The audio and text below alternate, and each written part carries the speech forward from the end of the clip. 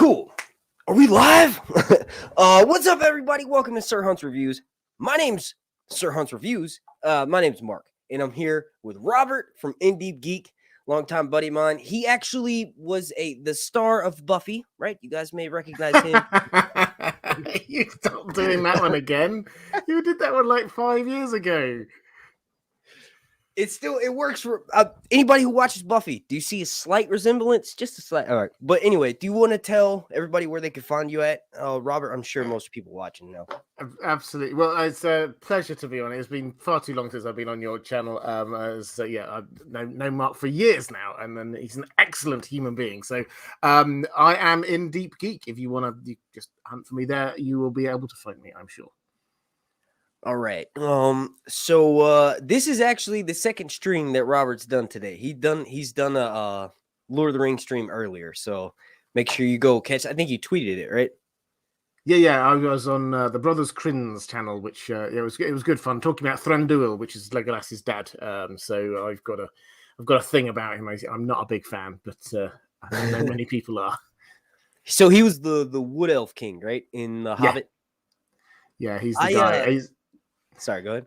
No, I was going to say he's So Lee Pace was the actor who did it, and I thought he did a fantastic job of being it. But when you actually just kind of like break it down, he's just really. I mean, a lot of what he does is not good. He gets the dwarves, he imprisons them. He tries to take their gold away.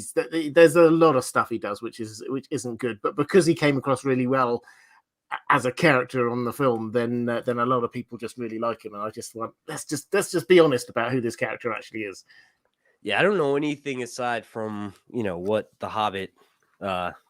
Is there like a big thing that he does, like a big decision or something that he maybe makes people not like him, or kind of thing? Well, I mean, it's more that he doesn't do stuff. So, like Mirkwood. This is the short version. Mirkwood was not always called Mirkwood. It used to be Greenwood the Great. It was a beautiful forest, and this was Thranduil's realm.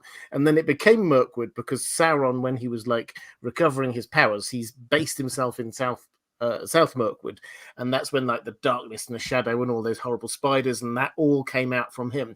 And Thranduil just basically, he didn't even investigate. He just retreated back and retreated back and retreated back. And it's just like, you've got Sauron there in your own forest, and he did nothing about it for thousands of years. So it's like, I don't know.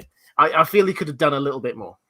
Yeah, it seems like that's kind of his personality too in The Hobbit. He's like reluctant to send Legolas out after what's her name to go and who's like in love with the dwarf. Like, I don't even remember those characters' names. I know she was a made up character, but yeah. All right, so we're going to talk about A Song of Ice and Fire. Also, I'm doing some giveaways, right? This is a House Stark emblem, right? These are copies of the originals, and then also this is just a cool watercolor I did, and this is the Spirit of Flame, R'hllor himself. No, this was like one of the first paintings I did, copy as well. And then this is the space. This is outer space. So I'm going to be giving those away. All you got to do to win is be subscribed, and then also follow me on Instagram. And then I'll pick, random people out. Oh, yeah. The way you would win if you do those two things is I'll say a number. I'll randomly think of a number through 1 and 100. And since Robert's here, I'll type the number in the chat, and then like in our private chat. And then, whoever guesses it first wins. All right. So I do have some talking points or some questions, rather, that were sent to me by my patrons over on patreon.com/SirHuntsReviews. Please go check that out. There's some like a podcast that I do there. I think it's like maybe 13 episodes that's only available there. And the main reason being is because if I were to upload that kind of content here on YouTube, it wouldn't do well in their algorithm. You could see how my last couple of videos have done. So I've like put a bunch of time and energy into Patreon, and you can join for as little as $1. Just consider checking it out. But these questions were submitted by them. So the first one is from Breanne Johnson. Thank you for submitting this, Breanne. She said, in Game of Thrones, the Night King got one of Dany's dragons. In the books, do you think she will lose one or two or all of them? And if so, who do you think will do it successfully? Euron or Victarion with Dragonbinder horn, possibly, or maybe someone else like Fagon. Okay, so to answer the last not the last part, but that's the second one. Euron or Victarion with Dragonbinder horn, possibly. That technically, Dragonbinder is in the possession of Euron, right? And then Victarion finds out that the only way for him to successfully actually get a dragon, if he were to blow the shit, is he has to kill his brother. So that's one of the things that I rarely have talked about. I mean, I haven't talked about the Greyjoys that much at all, but that's the key thing. And Victarion is he's not necessarily super religious, but kinslaying is something that even the non-religious are afraid of doing into Rhaenyra, House of the Dragon.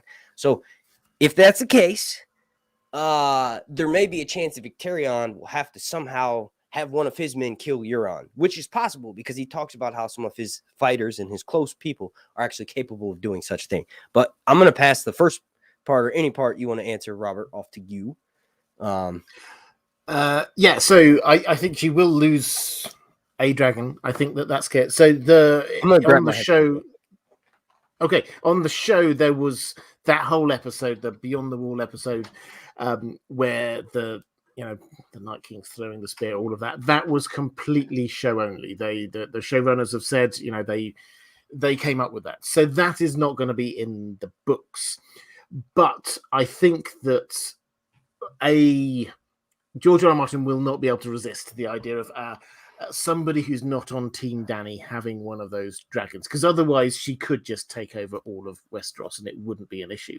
I think Euron is the most likely because he has, although Victarion has got the Dragonbinder at the moment, it seems very clear. Euron seems to be aware of what's going on and he seems to have bonded himself to that magical horn in some way. So we haven't seen exactly what's going to happen, but I think that he is going to get a dragon. I think the other one is going to be Jon, who's going to be flying it. I think Rhaegal, named after Rhaegar, Jon's father, obviously, and I think this will be the proof that he's a Targaryen as much as anything else. So that's my general take. And if you think about Euron with a dragon, that's a pretty scary possibility. And I do wonder, this is something you could go down a whole wormhole about this, but if you think about the Dance of the Dragons, you have that fight between Damon and Aemond over the God's Eye Lake. That Aemond has got a lot of Euron kind of imagery to him, the one eye and things like that. And I just wonder whether we're going to see that battle between Jon and Euron on Dragonback over the God's Eye Lake. That would be pretty awesome if they go down that route. But yeah, I think Victarion, George R. R. Martin has said, and I think his quote was something like, he's as thick as a stump. He's not figured out how to be using this horn properly. Euron is clever, and I think Euron's going to get it. George makes me mad when he says that, because he'll say stuff about certain characters, and it'll kind of contradict it when you like, okay, Victarion is stupid, but also he's like, my brother's gifts are poisons. You know what I mean? Like, he knows how his brother is. So he also, I wouldn't even call him stupid. I think George kind of forgot about Victarion is my favorite Greyjoy. So maybe I'm going to do the same thing I did when I was doing with Damon on the stream that we did on your channel back when House of the Dragon was on. If that's the case, I mean, I want something that tells me he's stupid, because he's appeasing. He's got he's like, I know my brother keeps the company of warlocks. I've got a wizard priest right now too, and I'm sacrificing all these people to appease the drowned god. He's kind of doing what his brother's doing, but like, we're kind of getting it. You know what I mean? Like, in the sense, because that's what you're. Yeah. Well, what I would say is that you get. He says, "My brother's gifts are poison," but what does he actually do about it? The dusky woman given to him by Euron. He's just sleeping with her now, and that's just it. He's telling her all his secrets. He's telling her all his secrets. It's like, almost certainly in my mind, Euron is moving into her, is that figuring out what's going on. I mean, so this is what George R. Martin is saying. He might say this, but he doesn't do anything about it. And with Moqorro, the Red Priest who's there, we always have to remember he has been sent to Meereen for the express reason of supporting Dany in being Azor Ahai reborn. he is not, whatever Victarion may think, he is not going to support Victarion stealing one of Dany's dragons. That is completely against what he's there for. So Victarion might think, hey, I'm really clever. I've got this magical horn and I've got myself a tame priest. He doesn't know what's actually going on in either of those situations. Okay, so maybe I'm dumb as a stump for no, not even slightly. I mean, just in a sense, because like I'm reading his POV, I'm listening to his POV, and I'm like, man, this guy's awesome. This guy's so badass. He's thinking so much more because all we get of Euron, I feel that same way, like basically how you just described Victarion about Euron, because I'm like, man, this dude he's just sitting there all naked. And Victarion's like, man, why you got your dick out? You know what I mean? And he, like when he walks in the room with them and they start having that conversation and he offers him shade of the evening. He's like, do you want to drink this? And Victarion wisely decides, no. You know what I mean? I don't know. I feel like it shows a bit of like, because you know, when I'm reading his stuff, it just shows I guess an immaturity is what I mean when I say like I'm dumb as a stump too, because I'm not as well read, obviously, as you are. So it's interesting to have all those perspectives of different characters, like reading a character's journey and completing it, like reading the completed version rather than seeing it on screen. Because I've seen a lot of movies, so I've seen my I think go-to in like my favorite thing is characters that remind me of action heroes that I've seen on screen. You know what I mean? Because I haven't always been like I am now. You know, with the books, not just for Song of Ice and Fire, but anything for King Killer or pretty much that's it. King Killer, King Killer Chronicle and Song of Ice and Fire. But yeah, all right. So the next, thank you for submitting that, Breanne Johnson. She's actually, as well as the North Must Remember, you see him in the chat, and also Heart of Inspiration. They're all members of a tier on my Patreon known as Dragon Knights. And the next question was submitted by the North Must Remember, who's a member of that tier. So thank you, Breanne. Also, wait. There was another aspect of her question, or not aspect, but the last part. Do you think Fagon would possibly, because we talked about Euron and Victarion, do you think Fagon has a chance, who I always call Aegon? You know. Well, I mean, he has a chance. And I think the thing is that we always have to remember, George R. Martin is changing his mind on this story all the time. So we can come out and just be like, oh, very clearly, this is what everything's been pointing towards. That's not what his thinking is. He's a Gardner writer. It shifts as he's writing it. But as it stands, Fagon, I think he's going to take King's Landing, and I think that he will be popular there. But I think when Dany comes across, how is she going to deal with him? He's going to effectively be claiming to be a rightful Targaryen ruler, ahead of her in the line of succession. But when she comes across with dragons, how's he going to respond to them? Because if he really is a king, if he really is a Targaryen, he should be able to bond with a dragon relatively straightforwardly. And I think this is the moment we're actually going to see he's not really... he's very probably, I think, a Blackfire, which does mean that he does have Targaryen ancestry in there, but it's not. It's by this point it's really quite diluted. So, yeah, I think he would want one, but I think he's not. It's not going to work. I think their blood is super concentrated enough that if someone even just has a little bit of it, and I actually think he is, Varys' escapee, like the real version of Aegon, I should say. The only reason being is because that's like something that's happened a bunch of times. Not necessarily successfully, but that's definitely something that's happened before in A Song of Ice and Fire, enough to be like, okay, George wrote all these, like, World of Ice and Fire, and then the novella and stuff, Dunk and Egg, all this stuff afterwards. He wants to show different examples in history of, like, multiple things. One of them is that, like, wars in the Seven Kingdoms are always very cyclical. Like there's certain houses, great houses that have feuds with the other ones that always circle around. There's characters like the Hooded Hand, right? He's, in my opinion, would be similar to some of the scarification, or Tyrion's missing half of his face, right? Kind of his nose is almost gone in the books. So that's similar in the sense that he does a bunch of good stuff, but still the Hooded Hand.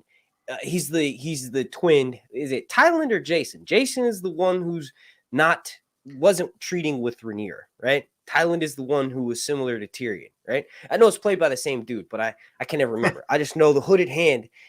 He ends up separating the wealth of the crown at the time during the Dance of the Dragons, and when Rhaenyra takes over, she puts him in the dungeons and has him tortured, and he like wears a silken hood over his face to keep people from wanting to get scared or whatever from looking at him.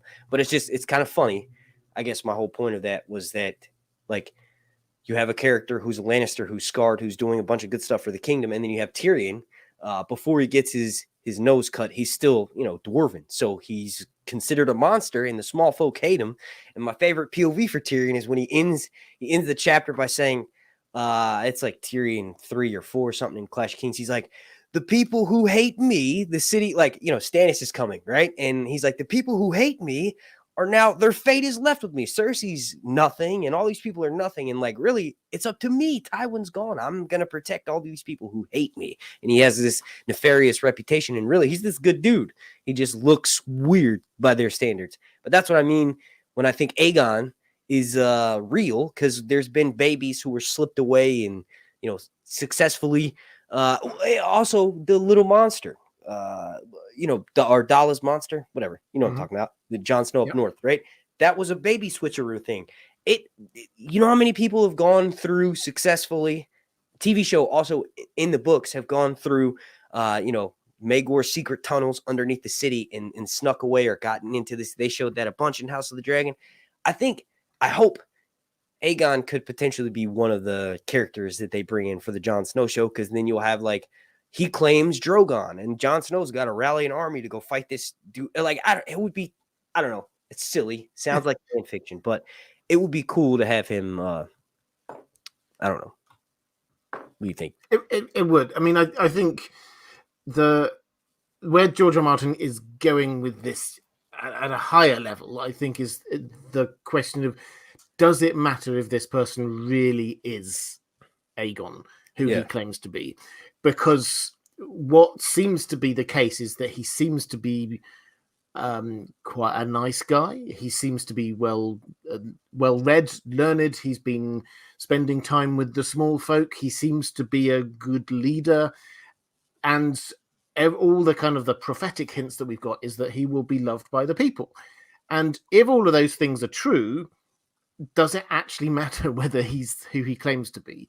Because really, he's being a good king, and the person that he's pushed out, which will probably be Cersei, was not being a good ruler. So actually, does it matter? It doesn't matter. What matters is that he's ruling well. To be fair, he would push out Tommen, and Tommen is he's a little boy, but he's pretty good. All he cares about is kittens, in my opinion. That's a good king. I do wonder whether he might be murdered. So also, I think Tommen's not long for this world is my take. Sadly, as I say, he seems like a nice kid, but I don't think he's got much. He's not got much chance. The Martells are literally going there. 2 Kings Landing with all of their assassins. I think he's going to be he will be killed, and then and Cersei's going to be doing something horrendous like blowing up the Great Sept, and the people will take that personally. So I think she will be, whether or not she's actually technically queen doesn't really matter. She will be the person in power. Yeah, and Aegon is, like you were saying, in Westeros currently, and he's gonna usurp somebody. You know what I mean? They just took. I don't know the name of the castle, but it's the same. It's Griff's home castle. I can't think of the name of the keep, but Griffin's Roost, I think, Griffin's Roost. There you go. They just took that, and they're like currently rallying forces. Aegon is going to go get more men, right? To get some bannermen, and Griff, who has grayscale, so he's like Jorah, right? But minus the whole Dany connection. He's telling Griff he doesn't want him to do that. And Griff's like, no, I need to be seen, kind of thing. But it would be Daenerys, and this is something that I wanted to say, but I kind of forgot. She will need to take 2 husbands. She's gonna have to get married. You know what I mean? She was thinking about that before she even flew off with Drogon in the pits of Daznak, she's thinking like when she's testing Quentin. I kind of feel like Quentin is what George wanted to do with Aegon, but then put Aegon in Westeros. He's like, no, we'll send him over there. Let's put him away from the dragons because Quentin's dead. You know what I mean? Mm-hmm. But that conversation initially probably was going to happen with him. And if that was the case, George also mentions a bunch of times, like it's pretty common for Targaryens to marry aunts and nephews and uncles and nieces and, cousins and stuff like that, brothers and sisters. If there's no, brother and sister matches or whatever. But, what was my whole point in that? Oh yeah. Do you think she would my question for you, do you think she would potentially like entertain that marrying, maybe not like it would be obvious for her to want to marry Jon Snow, but maybe like Tyrion, right? Maybe she marries the two people that are able to claim her dragons because she thinks like, hey,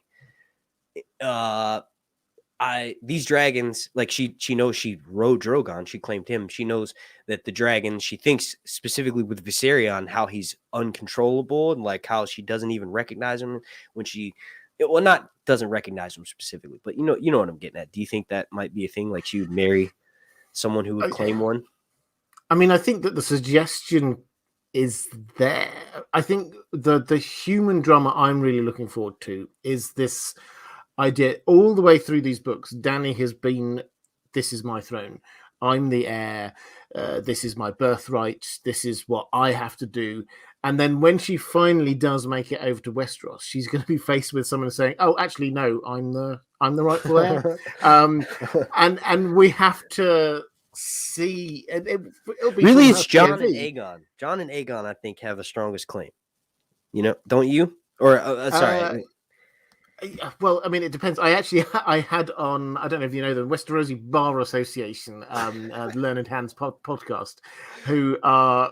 Oh no, I thought you were saying you're a Westerosi lawyer. No, is that a video or something you did? No, so it's a podcast, and it's like a couple of lawyers, Mary and Clint, real lawyers, not my lawyers, not your lawyers, but they are real lawyers, and they have a podcast where they go through points of law in Westeros. Which is absolutely fascinating. And I had them on my channel.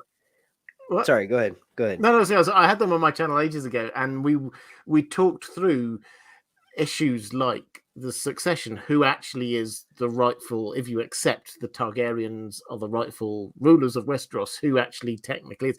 And it's not as straightforward as you think. Any of them, you could argue, could work, because is Jon, if Jon is a bastard child, then that probably takes him out. But if Rhaegar and Lyanna did marry, that makes him legitimate. So that we've got an unknown there. We don't know whether a marriage happened there. Then we've got this issue about whether or not Rhaegar was taken out of the line of succession by the Mad King, which is what he was allegedly about to do, and he put Viserys in there. If that's the case, then actually Jon's claim is no longer there because he got taken out. His dad was taken out of the line. So you get all of these kind of things, and so it's actually. I never thought about that. I never thought George is literally telling you when he's talking about the Great Turning Harrenhal, hey, the Mad King only went there, hadn't been seen in years. His nails are disgusting. His hair is unkept. Right? He only went there to make sure Rhaegar wasn't about to usurp him. So. That's a really good. That's a really good point. So there's the who actually is the rightful heir is not straightforward, and so I think that we then get the question of Dany arrives in there, and this is why I find it fascinating. She arrives in there to somebody claiming to actually have be the real ruler, and he's in place. He may well have the sword Blackfire. He will be on the Iron Throne. I'm sure he'll be crowned with like one of the proper crowns. He'll have got a High Septon or somebody doing it. He will have all the trappings of power. And then she arrives in, and it's like, is she suddenly going to give up all of her life's dreams to just like marry this other person who is not going to back down and say, actually, you can be in charge, really? He's going to want to be the king, and he will want to be the Jaehaerys equivalent, and she's the Alicent equivalent. So that's going to be a real issue for her personally, whether she would be willing to take that step. I never even thought about that. I've always been like, okay, Daenerys is gonna get there. She's gonna have the biggest army the world has ever seen, and then also 3 dragons, right? Yeah. So I was like, there's gonna be no contention. But if there's an established ruler, someone who's as set up as well as Robert, King Robert, you from book 1, uh, excuse me, if he's as established as Robert, right, got the entire realm backing, what is she going to do? That's a really good point. What will she do? It's almost like what could happen if they do a Game of Thrones season 9 or the Jon Snow show, potentially. You know what I mean? What if the whole show is about establishing Jon Snow? Because one of the main points in the new House of the Dragon show, and then also in the books, is an heir. You need a viable heir, a chain of heirs, multiple heirs, right? Bran can't do that. Sansa was the one who mentioned that, right? In season 8, the last episode, when they're talking about all the different people, right? Is she the one who says that? It doesn't matter. But that would be perfect. Like if Jon is set up there and then Daenerys, I don't know. That would be a rehab. But yeah, that's a really good idea for Winds of Winter. Or whenever Daenerys does eventually get to Westeros in Dream of Spring, Okay, so I think it's a good time to move on to the second question. This is from the North Must Remember. He's a member of my Dragon Knight tier as well on my Patreon. He says, possible topic. When a faceless man wears a face, does he take on the entire body or just the face? Personally, I believe they take the entire body, which is why so much stress was placed on Arya being left-handed. I think at some point Arya will take Jaime's face in sword fight very well using his left hand in battle, maybe versus Bronn. Yeah. Sorry, I'll let you. I just went silent. I was like, he'll know. No, I meant to say, I'm gonna let you answer first. I mean, the sort of the meta thing here is that George R. Martin doesn't explain the magic system. So, and that's deliberate on his part. He said it quite a few times recently, is that he thinks that this is a part of what makes magic magical to the reader, is not being able to understand all of the ins and outs of it. So, we're not to know the specifics here, but there certainly is an element of body shifting from what I have seen. And I think the example here is when we get Jaqen turning into Pate down in Old Town, and Pate, people know who Pate is, and Jaqen takes on this character, not just the face, but he's like moving around like him, and it's not just like I'm doing an acting job. He must have the same physicality as him. Now the question is, does this? Well, there are a couple of questions to this. Is this a glamour? As in, is it actually changed, or do you just look like you've changed there? And is there some kind of limit to it? So can Arya takes on, she's given a mask of another girl, basically. But could she put on the mask of the mountain and then suddenly grow to twice her height? Probably not. That doesn't seem to make sense. But so George R. Martin hasn't told us. Hodor is a faceless man, actually mushroom. Mushroom. Sorry, go ahead. No, that's fine. So George R. Martin hasn't told us this specifically, but the hint is that there are a number of levels as well to this. So faceless men, they learn acting. They this seems to be a thing that they do. They learn tricks of how to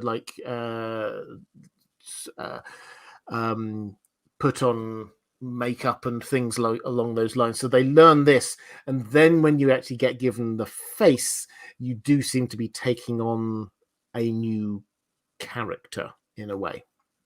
Yeah. So when Arya puts on the mask, it was I can't remember the character's name. I'll remember in a second, but it was the ugly one.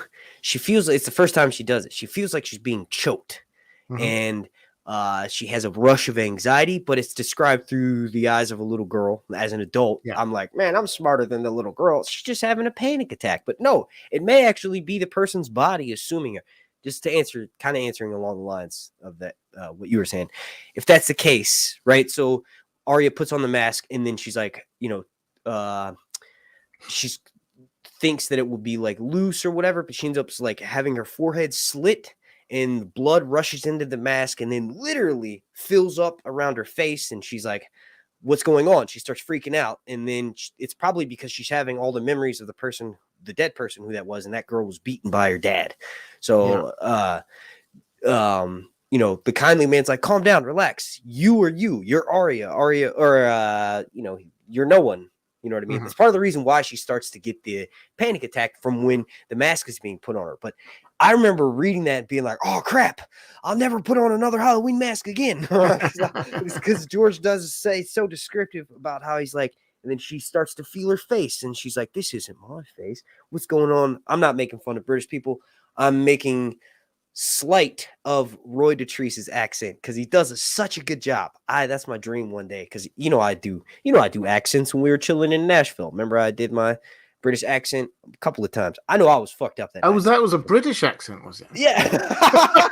Oh, all right. Well, yes, it was. It was probably extra worse that night because I was drunk, dude. I was gone. But yeah. So anyway, that was a lot of fun. That was at Con of Thrones. If they ever have another one, I hope anybody watching this, obviously, Robert, you too, go to it because it's a lot of fun to meet people that are. If you're watching this, you're probably a really big fan of the show too, or the books as well. Obviously, it's fun to meet other people like that because I guarantee you, there's probably some people that agree with what I'm about to say, and it's that I don't have anybody that I'm friends with that's a big fan of the show as the people that I met when I went there. And that was Robert being one of them.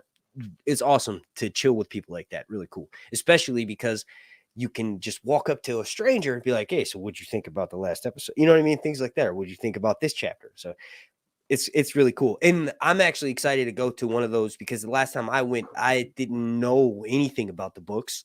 I pretended to. I know a little bit, but now I know a bunch. So it'd be awesome to get the inside joke costumes, book references. Because, like, I remember at the first Con of Thrones, I saw this woman who was, like, dressed up a certain way. And I was like, oh, you're the wall falling down or something like that. And she was like, no, and looked at me like I was an idiot. And I was like, oh, that must be a book reference to her costume. And I'm just like, I'm a show guy. But yeah, anyway, I can't wait to get those inside. And I'm also just saying that so that if you're watching this and you haven't read the books, go pick them up on Audible. You know what I mean? Like, it was really hard. I probably would have read them if I didn't have two children, right? So it's hard for me. And I know that sounds like an excuse. Also, ADD, you can tell I keep changing the subject every 5 seconds, and I'm supposed to be answering a question right now, right? Read the books. Yes, sorry. Thank you. There you get all the. It's really good. But anyway, so I think it's possible. Answering the Northwest Remembers question, who's here in the chat, he's a mod. Go subscribe to his channel. He makes he's an amateur writer. He basically writes his own version of the story. Which those kinds of videos are always fun. Make sure you go subscribe to his channel, please. But yeah, to answer your question, I think it's highly possible, and it's probably going to be one of those things that we'll always have to assume they sort of take on the body of the person or the face that they're wearing, because when Arya gets used to it, I don't think she'll think about it, and it'll be described as raw to us as the first experience, right? And also, she probably won't be able to do that after she goes back to Westeros, because she's still in Braavos right now. One of the cool things that I think could potentially happen is that she could be contracted to work, like, it's this massive organization. So what they did with her on the show is never going to happen in the books. Like, she'll never be able to just fully leave. Like, that's what's established. You know what I mean? When she's privy to these conversations, she's the cupbearer for the kindly man. Also, the waif is this little girl who's actually like 50 years old, and she dabbles in poisons, and that's why she has this young appearance. Getting back to the original question, I don't think that it'll ever be completely. George will be like, yes, I'll make it clear that you take on the body of it. It's possible if, like you had said, if she puts on, the mask of Gregor Clegane and she grows to be like 7, however tall he is or whatever, But yeah, there was the second part would be, he mentions, personally, I believe that they take the entire body, which is why so much stress was placed on Arya being left-handed. Do you think? So I'm going to pass this to you, Robert. Do you think that Arya could take Jaime's face and sword fight since Jaime's now left-handed? Because Jaime... Well, she'd have to take Jaime's face off first. I don't think that's... That's going to happen. Yeah. I like the idea, and I've always liked the idea that she could kill Cersei by taking on the appearance of Jaime. I think that that works well for me in a kind of a tinfoil hat theory, but it kind of like ties everything together because Cersei and Jaime, I think that I feel they have to die together. Who is Cersei going to actually allow in close to her? Probably only Jaime. So yeah, if Arya is going to kill Cersei, then I that is a way to do it. I don't think that's not my favorite theory, but I like it. It feels good to me. So would she? I mean, the fact that she's left-handed, yes, they do make a thing of it. But I think with Arya, we're looking for things which make her her, and this is one of the things that we're going to have going through. As you say, it's not going to happen exactly the same on the books as it did on the show. Yeah. But the idea that she is being told to become no one and to lose her identity, but that's not actually what's happening. She is Arya Stark. She's and we saw it in the pre-release chapter from the Winds of Winter. The moment she sees someone on her list, then everything's gone. She just goes out, kills him. This is where we're going to get. Who? I don't think I actually. That's the one that's like written down or whatever. Mercy or whatever, that one. Yeah. Who does she? I'm lost. I can't comment on that. But like, who does she? I mean, I could look it up. So this was Raph the Sweetling, I think. Hang on, let me just. Because the reason why I'm asking is because I think it was either last live stream or the one before that. I said that the reason why she goes blind is because she kills Darian, the singer, from the Night's Watch for abandoning. Mm-hmm. So she does it again, and Darian wasn't even on her list. So to add what you were saying, it doesn't matter whoever she kills in that. Like whoever it is she's a savage, and she's gonna go after. She's very much an opportunist, right? So. I was just it was a personal thing. It's like whenever I'm wrong in these, because I always go, I've read the book 7 times now. So whenever I'm wrong about something, I feel like someone else is going to do it. But if I do it first, I take away the satisfaction if I can go down and comment and be like, hey, this is when I was wrong.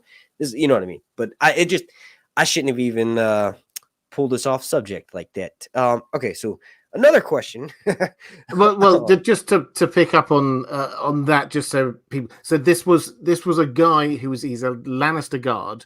He's called Rafford or Raff the Sweetling, and he wasn't on the list in I think on the show, but in the book. So he kills Lomi, who's one of her friends that she's with quite early on actually, and so she adds him to the list, and then she sees him. In Bravos, he's there escorting the delegation which are going over to try and negotiate with the Iron Bank. And when she sees him, she immediately then she sort of seduces him really and brings him back to her place and kills him. What they did with Mare and Trant on the TV show. So yes. Dan and Dave aren't perverts, okay? Free folk, Reddit/free folk. I've never read Mercy. You're like, I mean, I've probably glazed over it, but I lost that information. I didn't realize that's the person who she kills. But that makes sense. They just did it with Mare and Trant on the show because the guy that they had do that, the person, because Lamy breaks his leg or whatever, and he uses needle. He's like, "Can you walk, boy?" And Lamy's like, "No, you'll have to carry me." And he's like, "Oh, I'll have to carry you." And he acts like he's going to reach for him, and then he kills him. It's really sad, but that makes sense. And that exact line is what happens in this Mercy chapter. So he says, for whatever reason, at the end, "You'll have to carry me." And she says, "Think so?" Which is what he says to her, and then she kills him. Where's that at? The chapter where I need to get it. You can have a look.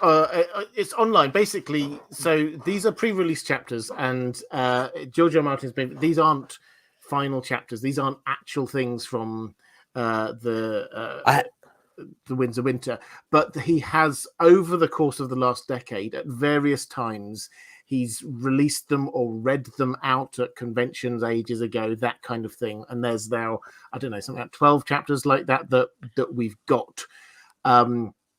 Some of them are more developed than others. I have done the Forsaken, because that's a classic. That's awesome. So that is a fantastic chapter. There's a Theon one, which was actually in some of the later editions of Dance, because he's with Stannis, then right? it gets added in as like a coming soon, which is awesome. Thank you, George's editors, for that. Exactly. We've got a couple of Arianne chapters. We've got a couple of Tyrion chapters, Barristan, Sansa chapter, the Mercy chapter. I think that might be it. But so we've got a lot of different chapters. He has said he's gone back and rewritten at least one of them, so we can't take them as being like final versions, but they're pretty good. Sort of, well, they're the best we've got so far about what's in the Winds of Winter. Let's put it that way. Hell yeah. All right. So I'm gonna get to another question here from patron members. This is a perfect time. We're just talking about Winds of Winter. I'm gonna do a giveaway for the House Stark. This is a copy of a drawing that I did. It's Sharpie.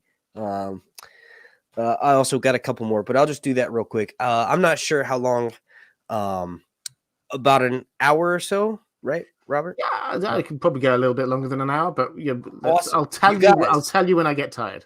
Okay, cool. All right. So usually I just do I put a number 1 through 100, but Robert's a guest, so I'm gonna have him do it in the private chat that we have here on StreamYard. Can you type a number 1 through 100 in our private chat, and then the first person that guesses it will get it. Oh, all right, cool. So I already see the number now. All right, so I'm gonna go in the chat. Holy crap, there's a bunch of super chats. Shout out to everybody for those. I'm going to get to those after we finish the Patreon. But yeah, so a number 1 through 100. The first person that gets it will get this House Stark sigil. But like I said, I have 4 other ones that I'm going to be giving away. And I bought a printer. So any new, like I could do more giveaways for the Caraxes one back there, but I just did that one last week. So first person to get hope. Someone's got it already. Yeah. Is that can you pin the comment, or can you type the person's name in our private chat? Because I don't want to pin the username right now and it be the wrong one. Yeah, I see it too. It's like delayed on StreamYard. Hang on, just double check the name.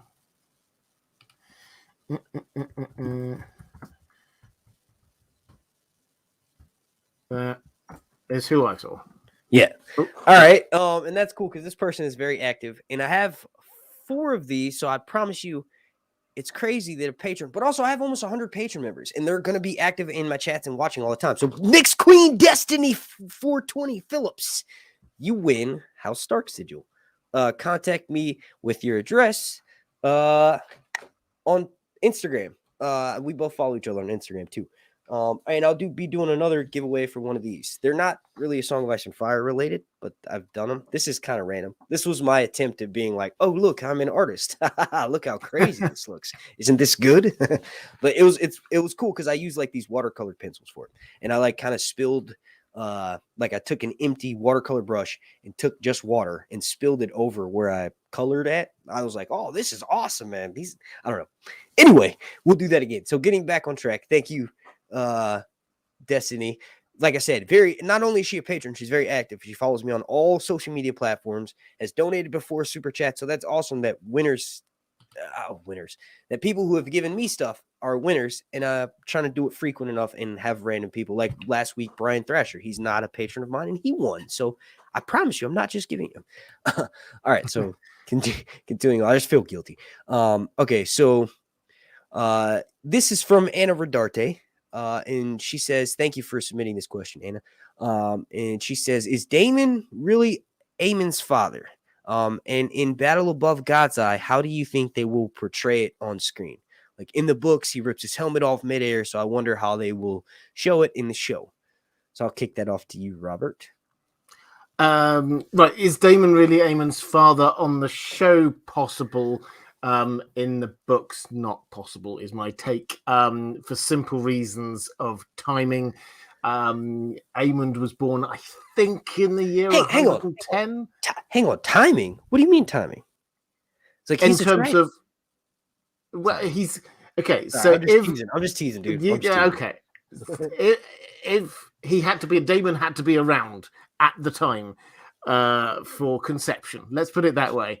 And he wasn't at the time. He was over in the Stepstones. So I don't think that's doable. They did shift the timings around a little bit on the show. I can see how people like this idea because clearly he there's looks lots so of similar. echoes. He looks so similar.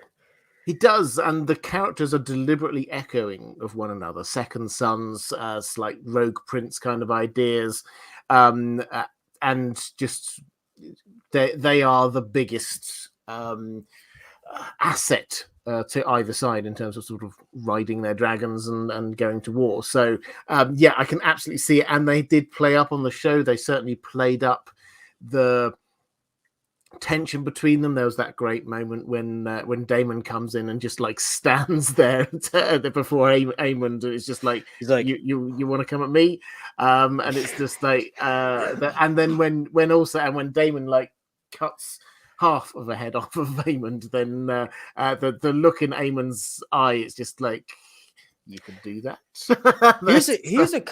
here's something that I just thought of. I want to get your take on, just as a friend and fan of the show. Do you think, and everybody watching too, do you think Damon has abused Jacaerys and Lucerys and just all of their children, right? Because of what he did to Rhaenyra, and how and I only thought of this because of how you were describing that scene. He sends them away quickly. Like he kind of just looks away and they just dart. They're like, oh crap, get the fuck out of here. He's not playing. And then also Jacaerys is really nervous in episode 10 when Rhaenyra, and I'm saying Jacaerys because that's how they made it. Isn't that didn't they change that? Because in the audiobooks, they say Jacaerys, right? Not Jacaerys. Yeah, I've had Jacaerys. this with a few different things. Is that so? Like Cregan Stark, I'm pleased with this because they say Cregan. Wait, but how a do whole you load of say people it? say Because you're English. It I doesn't say matter Cregan. how we say it. That's how do you say it? I say Cregan, but I know a lot of people say Cregan.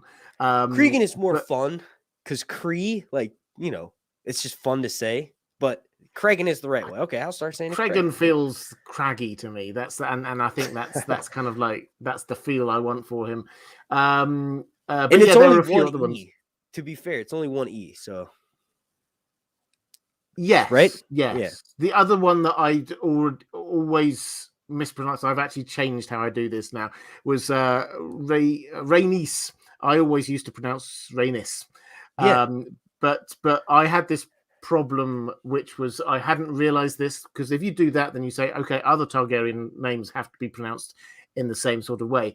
And obviously we have Aegon's oldest son, Aegon the Conqueror's oldest son, was Aenys. But I used to also pronounce that the other way, and so I've done a video where half of the comments are people just picking up on the way that I used to pronounce Aenys. Yeah, and also there's another YouTuber. He had said Vagar in his video. I'm like, I was like, that's not how you say Vagar. That's not how you say Vagar. But yeah, no, it's funny because also, like I mentioned this, I think, before we started the live stream when we were talking about how it makes me nervous to do Lord of the Rings stuff, or really with Game of Thrones stuff. It's conditioned me to make sure I know the character's name at the very least, and then also know how to say it right. You know what I mean? So it's just funny. It's a nerdy thing to argue about. You know what I mean? And it's not just in fantasy fandom, because I've seen it everywhere. I've seen people argue about, pronunciations of names, like in sports fans and all that stuff. But getting back on track here. So, I guess I'll do my answer to is Damon Aemond's father. Like you said, you made a really good point. They make it kind of more of a thing on the show. And as far as like the timing thing, having a dragon in the books, George hasn't, like, we've only gotten history books. So the Maester's version, and I feel like I'm really loud because I can't hear myself. we've only gotten the Maester's version of history. Like we have never, aside from the small POV of Daenerys when she mounts Drogon and when she's riding Drogon, right? In the Dance of Dragons, we've never gotten a POV of a dragon rider. So it's kind of hard to know how fast they can travel and just like what it feels really, aside from what Daenerys has told us. Whereas we kind of know what it's like to be on a ship through Davos and just like what it's like to be a seaman. It's always good to know what it's like to be seaman. And then we also know what it's like to be a kid through Sansa and Arya. Like I used to go so hard on how boring Sansa is, but and I've said this a couple months ago too, before House of the Dragon came out. I feel like a bit of an asshole for being so joking about Book Sansa. Book Sansa is a totally different character. They tried to emulate that on the TV show, but we got to understand her character is still in the Vale.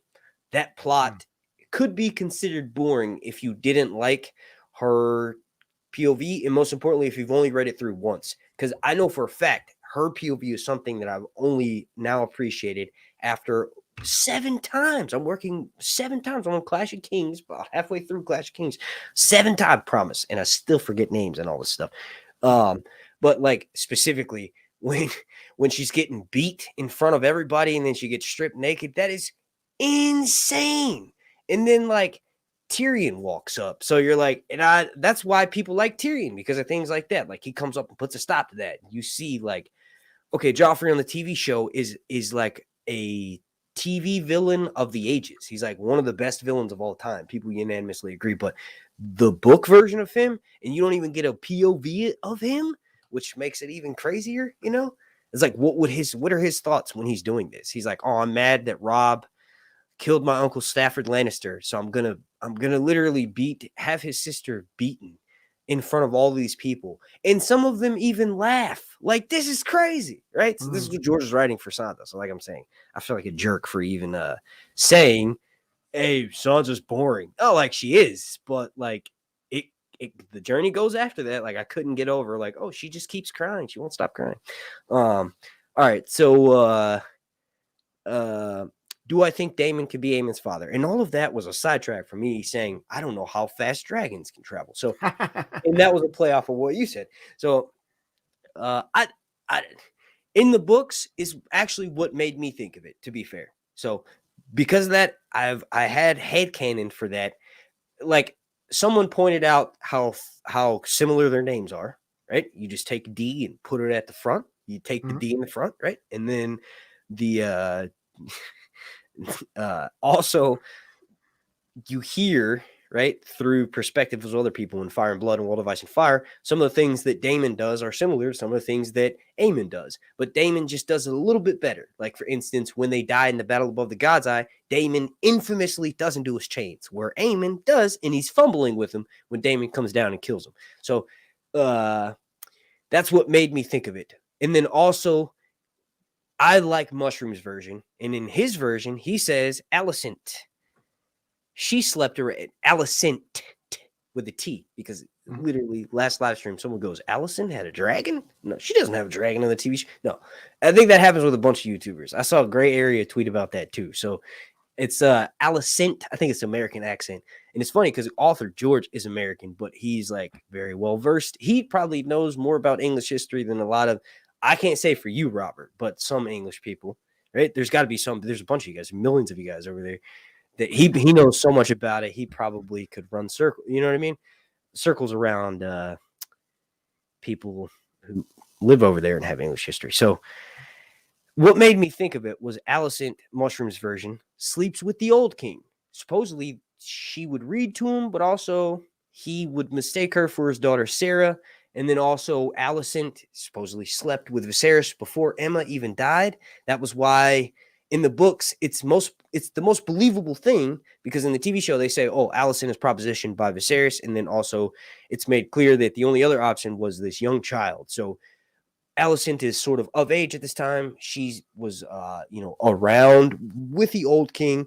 Viserys grew up with her, kind of, right? Not really. She's much older in the books, right? So it's made clear that it's easy for her to marry the king and get in there is because they already had a pre-existing relationship. So I'm like, why would someone who's, sleeping with one of the, princes in power, if you want to say, or someone of the blood, why not the other one? The other one who is infamously better than her brother at all the things that make Targaryens attractive at the time, which would be jousting.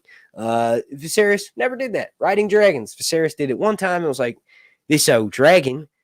Can I do that? Can I do the British accent? You're not going to be offended. You're not going to be offended. I don't. I mean, if you do Australian accents like that, you're welcome. Oh, it's Australian. Okay. This old dragon here, he's I can't take him all the way around the city a couple of times because, he might fall over. I was trying to do Australian, so that's why I sounded so bad. But so yeah, no, seriously, he's like, Damon is the better version of Viserys in that situation. So why would Alicent not sleep with him and continue to do it? Because she's already used to. She's set up by Mushroom to be this promiscuous person, but also so are a lot of Jaehaerys' daughter. Not a lot of them, like two of them. Two of Jaehaerys' daughters, and then you have Black Alley, and then you also have the Lady of the Vale at the time. They're not traditional women in his own books, and he makes it clear by giving them this infamous reputation. So I think Alicent is not a Targaryen, so she's not restricted, right, by all of those things. I mean, she's still a Hightower. House Hightower is really powerful. So all that aside, why would she not sleep with Damon and then have the relationship continue? And I didn't even mention this in that video. I mentioned some of the stuff, but that's what made me think that. And then you have the TV show. Matt Smith looks just like Ewan Mitchell. How do you say it's Ewan or Ewan?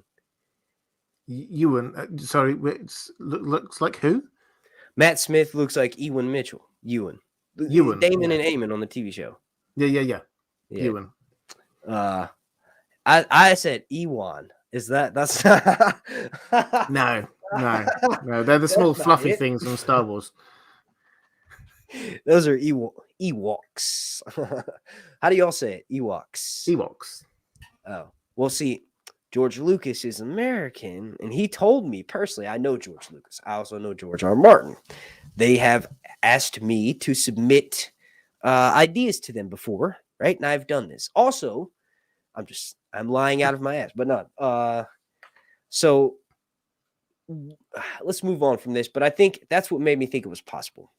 So the last part of that question, and I'll pass this to you, Robert. How do you think they'll portray it on screen? So what will the battle above the God's Eye look like on screen in your idea? Well, I mean, I think the thing which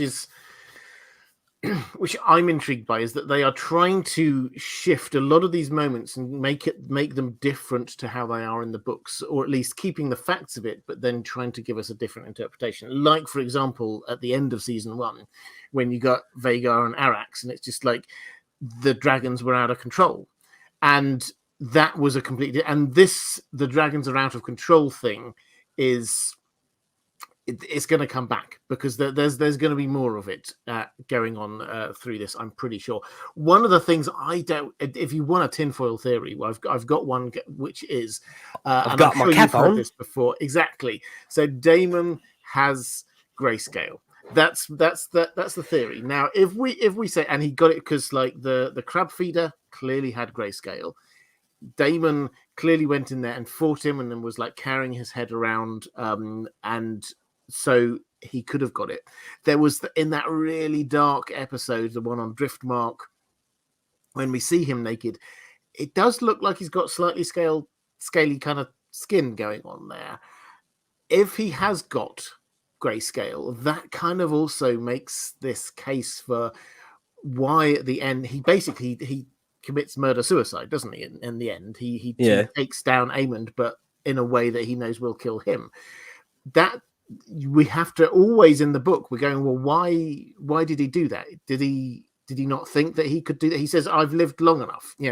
So Aemond says, "You've lived long enough, Nuncle," and Damon says, "On that we agree."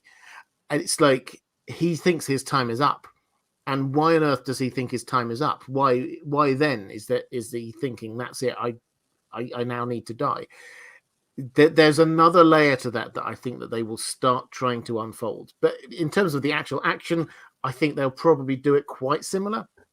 I think the idea of Matt Smith leaping out of his dragon saddle with Dark Sister and just plunging it into Aemon's eye, I think that will look so amazing. So I don't think they'll be able to resist doing it like that. Yeah, for sure. I think it would be like you were talking about with the dragons losing control. I think it would be silly if they did do something like, Caraxes like didn't listen to him or something. Although that's one thing. Here's a question for you: do you think they are going to bring whips on the show? Because they haven't brought him up at all. And the whip is used in that fight because he takes Caraxes up really high, and it takes Vhagar a long time to get up there, and then also melees and Rook's Rest. Like, do you think we'll see him, or like they just haven't have a need for him? You know. Maybe I don't know. I don't get the impression that Damon seems to be the most Targaryen-y of them all. He's there like singing songs to the dragons and doing Valyrian stuff all the time. So I think out of anyone, he's got the strongest bond. One other thing which I don't think they've really played up, but they could do if they want to, in terms of the dragons, is that they're trying to give dragons different personalities, but you have to remember Vhagar is not just another random dragon. This is the dragon which was Daemon's dad's dragon, and then it was Daemon's wife's dragon, and now it's Aemon's dragon. And so how is that going to work? Because we know that dragons, they form attachments to each other. So those two dragons used to be ridden by husband and wife and were like dancing around and all the rest of it, and now they're having to be fighting each other. I don't know, they haven't really played that up, but it's an extra layer to what's actually going on there. It's not just those two characters, the people, it's the dragons that have got history as well. I think two things. I think one, Caraxes is like weird shape they did for the TV show is going to play into how it's able to like kill Vhagar, because Vhagar is so big. And then also what you were saying about the relationship thing, they're definitely close, because a lot of people were saying, how come Damon didn't get hurt by the gout of flame that Vhagar let out? Vhagar's probably in such control for TV show canon. I'm filling in the blanks here. Vhagar may have such control over its flames where it was like, oh no, don't hurt Caraxes. That's little Caraxes and Damon. You know what I mean? So it just let the perfect amount of fire out, and that's just showing you how close they are. Clearly that was the point of that scene, because they're like dancing around for the Pentoshi people. So and then I think this is the last one that was submitted. Oh no, that was the last one. And then I'll check the community section on my YouTube channel that I made a post for channel members, which if you join for $1, you get to watch all my videos ad free. And no one posted over there. So let's jump in the chat. It's at 1 hour right now. So also, before we jump in the chat, we've already done the Stark. I'll do this random. This is my favorite watercolor thing, right? So I'll do this one really fast. So I'll type in the number right here.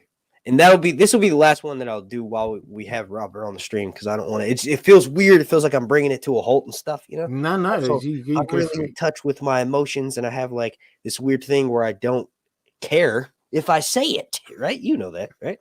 I don't know. Sometimes it lands for really funny jokes, though, right? It's worth it to me. All right, so I'm going to type in the private chat the number. So that gives everybody enough time to start typing in the chat as well. So this number, let's do this.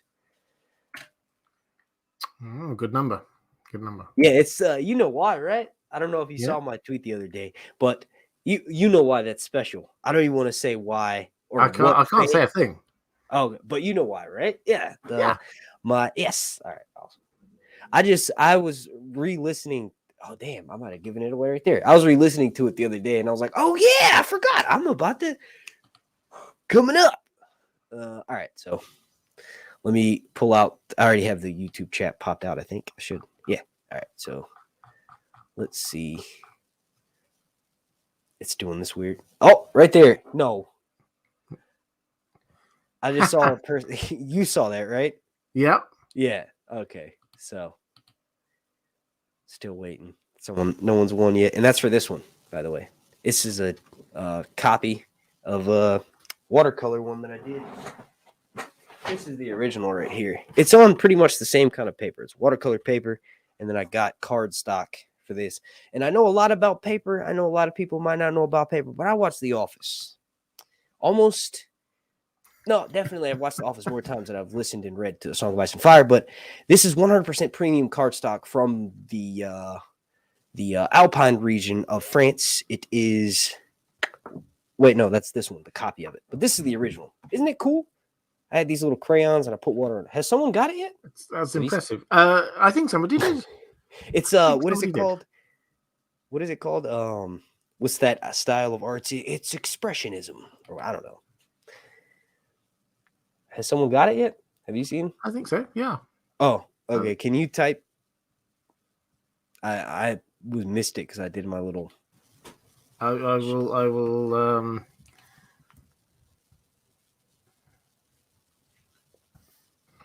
Oh, yeah. Still. Okay.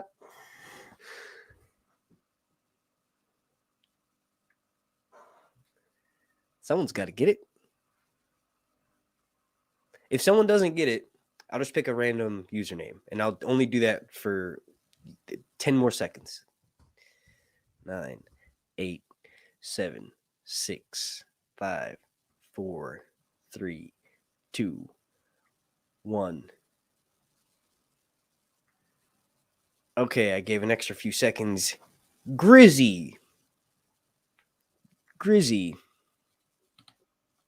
you won. So you might not already do this, but you have to follow me on Twitter, or I'm sorry, on Instagram, and subscribe here publicly so I can see. But message me along with Destiny. Like I said, I'm already. Me and Destiny talk all the time. We're nerds, so we talk about Buffy and stuff. But I forgot the username just that quick. Damn, what was it? I had it like sort of stuck right there, and then more people started. You said Grizzy.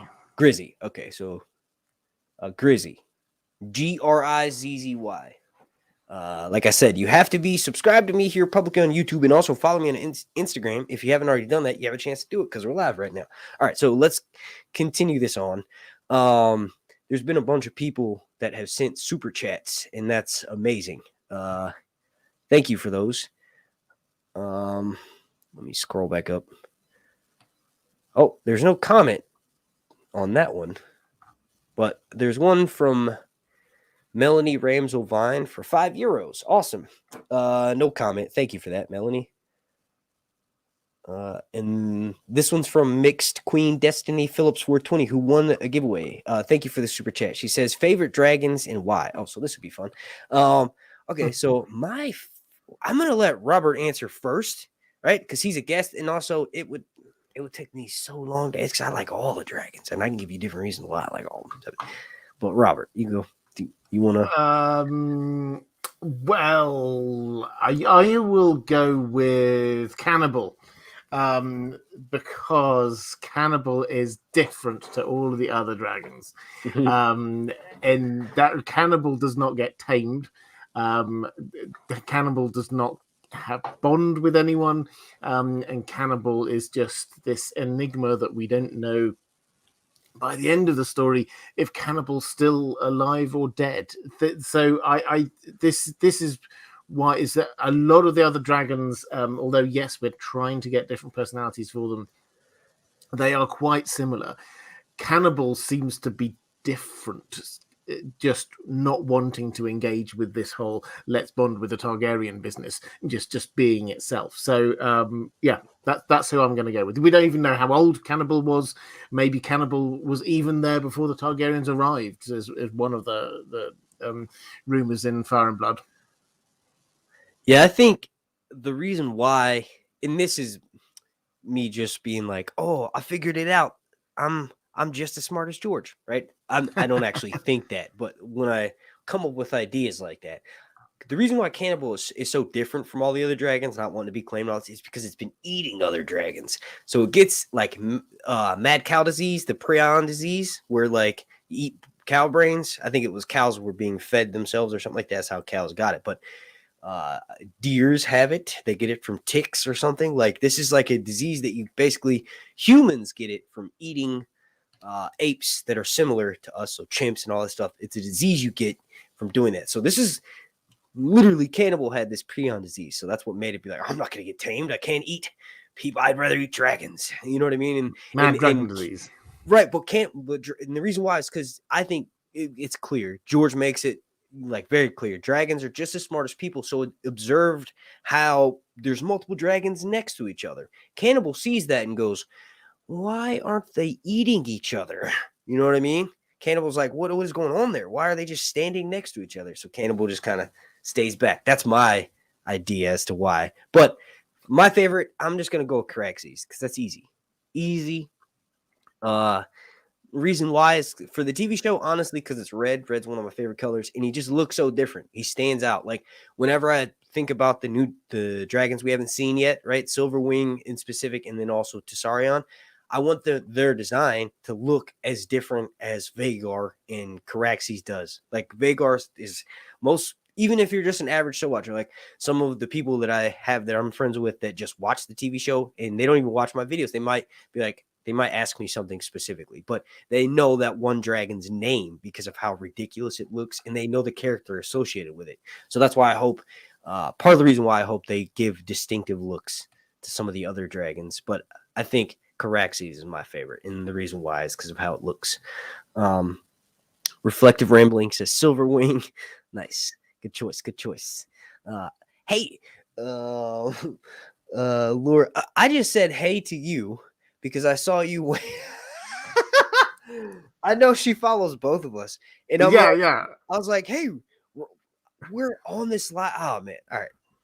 I think if I move on, it's even funnier because, yeah. All right. I checked all of them, but I'll check now again real quick just because we didn't have that many. Robert, do you want to pull any questions you see in the chat? Just any let me have well, we've got a question here saying from Lucian saying, how do you guys think the show will handle the age changes made to Aegon the Younger and Viserys? Will Aegon be old enough to ride a dragon? Will another recasting throw off the audience? I don't think they're going to recast now myself. I think that we've got the actors there, so we've just got to get Darren as the sort of the last member of the main team for us to see. But yeah, I think they've deliberately tried to make Aegon and Aemond and people like that of an age where it looks like they can be reasonable dragon riders. So that's my take. I don't think they're going to recast. Yeah, and then I think also Ryan has said, well, I kind of caught the question, but I was trying to find Trisha's question on Patreon. So what was it? Are they going to recast any of the dragon riders? Yeah, will Aegon be old enough to ride a dragon? Will another recasting throw off the audience? I mean, is this Aegon? Actually, I was wondering, this might be not Aegon, the other Aegon that they're talking about. Oh, there's too many Aegons on this show. The younger, I think, will definitely, because they're gonna do what they did with Tommen. Like and that would be awesome. Bring Ty Tennant back to play Daeron the Younger. Remember they did that with Tommen. Tommen was one of the Lannisters that Jaime kills when he escapes or tries to escape. Remember? He chokes him out in Game of Thrones or whatever in the TV show. He tries to kill one of his cousins. And then that person, the actor, Dean Charles Chapman or whatever, that he comes back and he plays Tommen. So that would be awesome if they not had Ty Tennant, just because I've never even heard of him before being cast for the show. He's in one of my favorite scenes, which is like, King's Landing. Let's just refer to it as that. There's multiple King's Landing jokes for the Song of Ice and Fire books, and Tommen for the TV show literally jumping out of the window, which when I think I saw a meme or something for that, and they were like, oh, so this is why it's called King's Landing. I literally died laughing. I was laughing so hard. I just thought it was the funniest thing. And then this scene happens and it tops that. And I don't know, I just think it's really funny. I think my daughter just woke up. All right, so I found the question on Patreon, and this is from Trisha Ann. Thank you for your support. Also, if anybody watching this wants to consider joining my Patreon, I have it linked down below in the description. And just sort of advertise it. I promote it very often in my videos, but I do like an audio podcast right now. You can upload videos to Patreon, but they take a little bit more of whatever your pledge total is.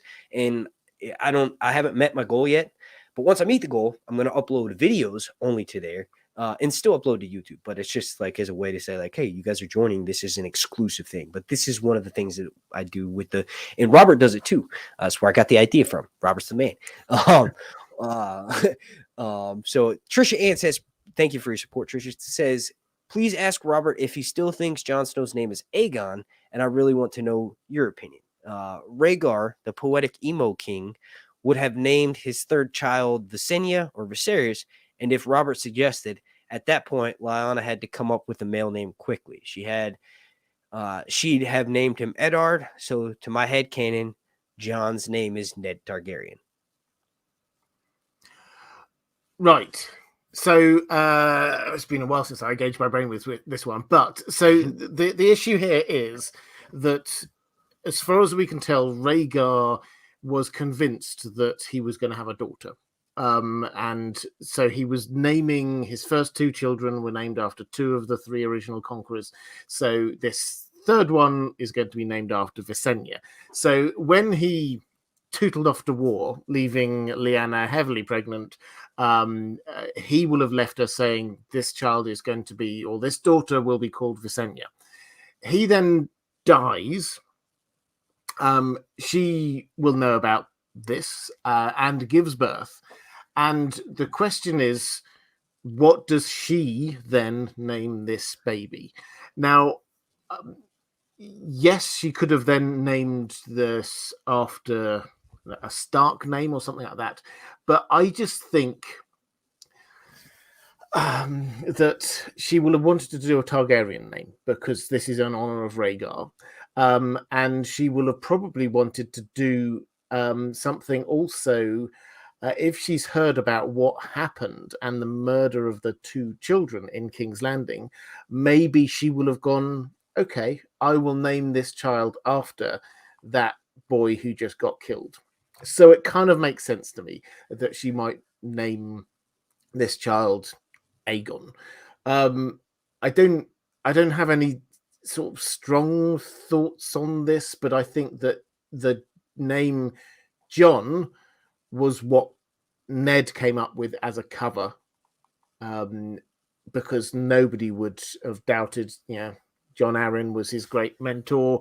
So nobody would have doubted that. So, but that's a cover name, not his actual birth name, which is what Lyanna would have given him. And the fact that it's a name which is, it's not a name that is, you would have thought that Ned would have picked. Otherwise, he wouldn't have had to come up with a new name. So that's my general take. Pick a Targaryen name, which is the one that is most likely.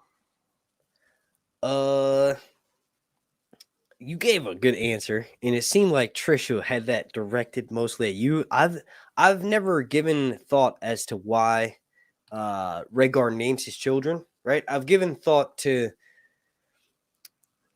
I mean, we know more about Jaehaerys than we do about Rhaegar, right? So I've given more thought as to why Jaehaerys would name some of his kids, and I think it's more of like a joking aspect, which is like, oh, he's kind of running out of names. He's got 10 children. What will he name them next? Like by the end, he says Vaegon, like, Archmaester Vaegon. Like what? Mm-hmm. There's like very few Targaryens even name that. But also, the more George is writing Fire and Blood, the more he reveals about Targaryen names of old, because we have like a couple names that have never been used before, and I can't even remember them, so I make myself look bad there. But I would say Jon's true name, I mean, it would just Aegon. That's really the only thing I've thought about with Rhaegar naming his kids, is like he's just using traditional Targaryen names. With Daenerys, we have her naming her dragons right after her brother Khal Drogo, and then her other brother. So she's got a thing for her brothers, naming them after dragons.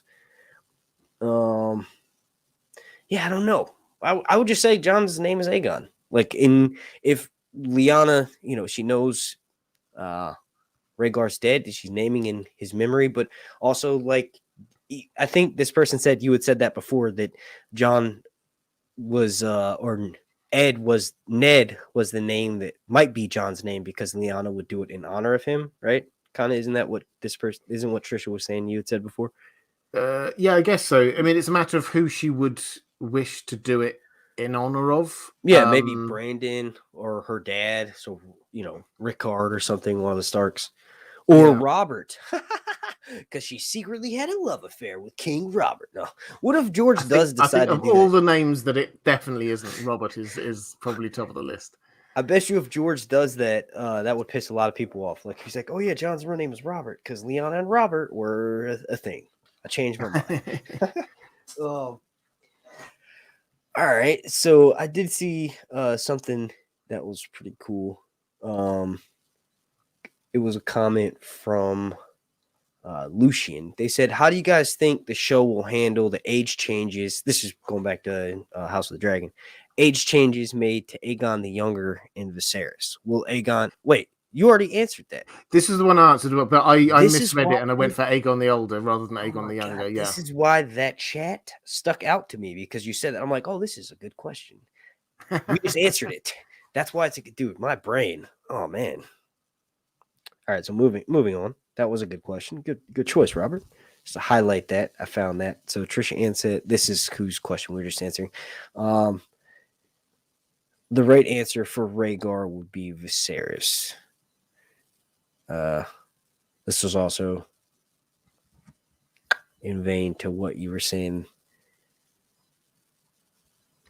Yeah, I mean, I think there's an argument that she could have named him Rhaegar.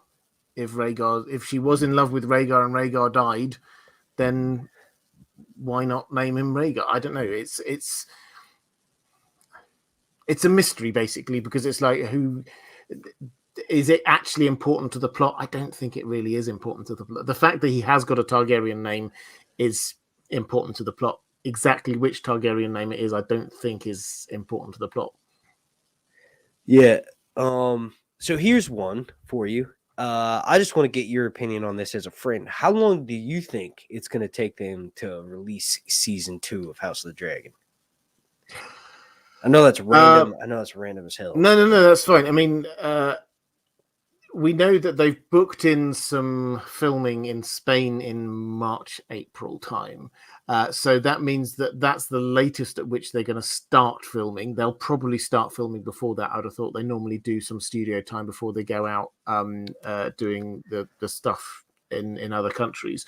But if they did that, then I think 10 episodes, they're long episodes. Let's not forget they're long episodes. I think 10 months worth of filming plus another 7 months of post-production. We're overall, I think it's summer 2024 is what we're looking at. Yeah, I think April, but only because April is like, that's Game of Thrones month. I'm sure people were probably wondering that too. Also, here's a idea that because the last thing I was listening to was after the Regency. So like, when when dude comes in, what's his name? Rowan. The hell. Unwin Peake. Oh yeah. This guy. So he's gonna be cast on the show for sure. He has to because of the role that he plays later. It'd be cool if it ended on a note like, watch out for this guy, for all the people that have read the book. So we just have him because he's there at the betrayal at Tumbleton. And this was something that someone had mentioned, and I got into it with the comments where I was like, oh no, that didn't happen. She just jumped out of a window, just like her mother, right? Helena. So, Jaehaera, right?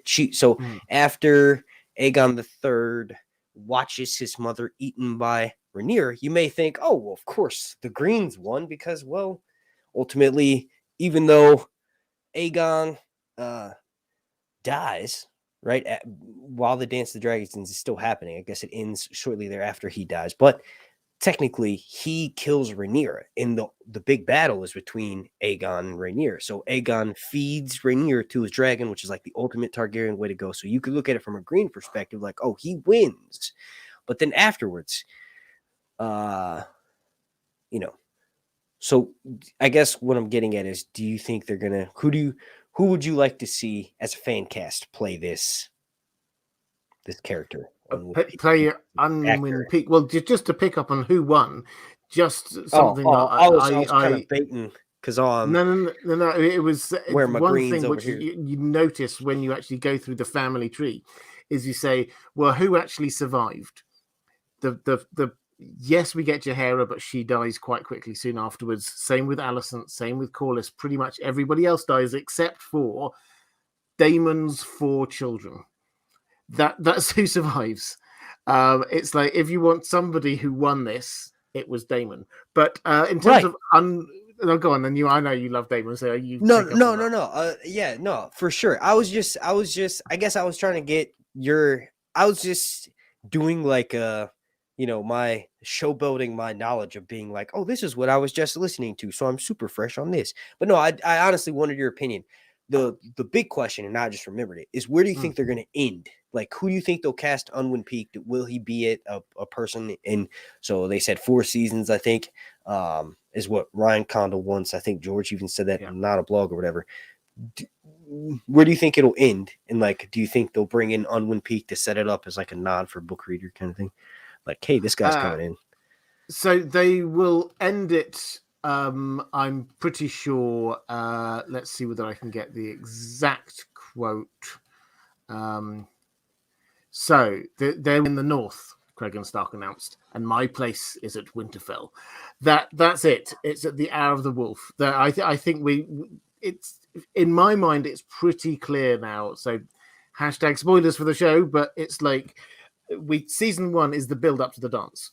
Season 2 is going to take us all the way up to the fall of King's Landing. Rhaenyra and co are going to take King's Landing. Season 3 is going to take us up to the next fall of King's Landing, Rhaenyra having to flee King's Landing.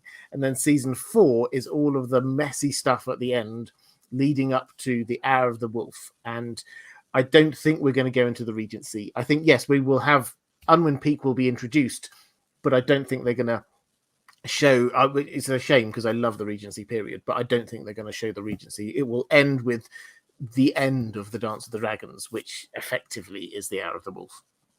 Yeah, I guess I got consumed thinking, because the show's been off for so long now, I'm like, oh man, it would just be really cool to they see how successful this is. I keep reading articles like, this is the best show ever. And I personally think that it's just because of how faithful he was in season 1, and he sees that's what, like Ryan Condal, he sees that's what makes the show successful. So why not keep doing that? Keep trying to be as faithful as possible, right? When RHAENYS busted up the floor, that was a little bit against canon, but I could see they're trying to set up for someone who's just a show watcher and doesn't want to read the books. Maybe we'll read them afterwards because they'll be spoiled by reading them for sure. You can, read a couple of pages about like the reign of Jaehaerys and start to get spoilers for the Dance of the Dragons and what happens in its entirety, because it literally mentions in the first few lines, hey, this is what brings about the downfall of the Targaryens. So you're like, oh wait, all of them die? Like, so yeah, I think for the average show watcher, that's why they did the RHAENYS thing. But yeah, I think ending it where you said is good too. I just, I get, like I was saying, I get caught up in not having the show on and being like, oh, it's going to be 2 years for the show comes out. It'd be cool if they could just keep the show going, and maybe eventually when the show's entering its last season, if we haven't gotten Dunk and Egg or something, they could continue from that storyline and just sort of start like a soft, I don't know. It would become too much like The Walking Dead anyway. My understanding is that they're wanting to be using House of the Dragon as its badge for doing history of the Targaryens, and they're only going to be doing stories that George R.R. Martin has written.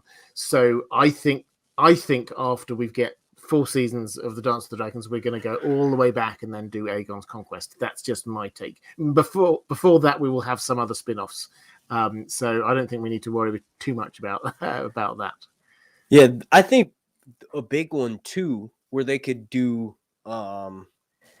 is, like you said, with Aegon's Conquest. That might be one of a better one to do, because they keep talking about this person, like for an average show watcher. And honestly, there's probably, I'm just judging that from my own views, but I feel like there's more people that watch the show that haven't read the books than there are. What would you say? You think there's more people that watch the show that have read the books or that haven't, or just not even read the books, but just like watch YouTube videos or, read articles online or something? You think haven't? Yeah, I think most people watching the show have not read the books. That's my take. So I think that but Aegon the Conqueror has been mentioned so many times that people will understand this. So, and particularly now they've specifically tied it in with here's the prophecy and this is why they invaded kind of thing, that will work through quite easily. So if they're going with that, then they've teed it up quite easily. They teed up a couple of the other potential spin-offs in this by Nymeria. They were reading to each other about Nymeria, and then that bard was singing about Nymeria, and also obviously Corlys Velaryon. So some of the possible spin-offs they have been laying the groundwork for them in this show. I'm going to have to go in just a couple of minutes, so just wanted to give you all right. Well, thank you for doing as much as you have, because that's dope. Also, make sure you guys go follow. I've linked Robert on Twitter. Would you rather Facebook or wherever? I'm sure Cass, could you put a link to his social media too in the chat? Also, thank you for the North Plus Remember. I guess this is a good one. This is a good last one to ask you, maybe. Thank you for that super chat, Northwest Remember. He says, great stream, teaming up with Robert. Would love to see this happen again. Basically sort of implicating, will this happen again? We will see. We shall. we will. I'm pretty sure we will. We're in contact, Mark and I. So we'll definitely be doing some more stuff at some point in the future. Who knows when? Who knows how? But we will be doing something. Yeah, for sure. And also, if you haven't and you're watching this right now, was it episode 5? It was episode 5, right? The pre-show that you do on your channel. I can't remember exactly which one. Yeah, but yeah, you were on my channel during the show, which is good.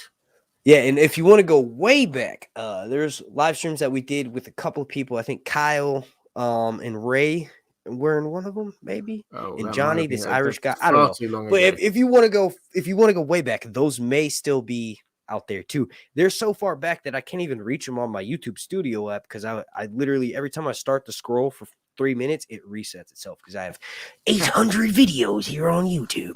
But yeah, thank you for that super chat. And yeah, we will hopefully soon. Sure. I meant to say in the future soon. Thank you for that super chat. And then there's another one from Reflective Rambling. And she says, love both of you. Followed, but wait, from Shelly Love 97. Is that who this is from? There's Reflective Rambling does this very generous, picks up things from other people in the chat and boosts them by making them super chats. Yeah, that's awesome. So yeah, they said, Shelly said, I've been going through all of your old videos. Thanks for educating us. Would love to see more video. Oh, this is another. So in that same vein of another collaboration. So yeah, thank you for that. Reflective Rambling, thank you. This is interesting. Do you picture me as Unwin Peake? The ancient house who was once in glory but has been destroyed, removed from the reach, and now I've come back to, for 3 years I ruled Westeros. Do I look like that guy? Do I look like Unwin Peake? I don't think you wait. This is Mark Strong. Mark Strong. I just ignored Strong. I thought they were saying Sir Hunts. That's how my brain works. Mark Sir Hunts, because I always say, this is Mark. My name's Sir Hunts. Yeah, that's funny. Mark Strong is a good choice. I could see if they hadn't have already cast. I mean, this would just be a personal choice. He would have been a powerful Boros, don't you think? If they hadn't already, the dude who plays him is really good too. But could you see him as Boros, or maybe he need a wig? Yeah, for sure. But that guy has a wig too. Yeah. I don't know. Yeah. Did you want to head out, or? Yeah, I'm going to have to go. So I should just say thank you so much for having me on. It's been an honor and a pleasure as always. It's great chatting with you about this kind of stuff, and we will definitely do it again at some point soon. Yeah, definitely. Make sure you guys go subscribe to Indie Geek here on YouTube and go follow him on Twitter and on Facebook and Instagram and stuff. I linked that down below in the description. I'm probably only gonna go on for a couple more minutes anyway. So thank you for joining me, man. It's been absolutely awesome. I shall nip off and enjoy the rest of the stream. See you, everyone. I shall I'll be back on Thursday on my channel. Bye.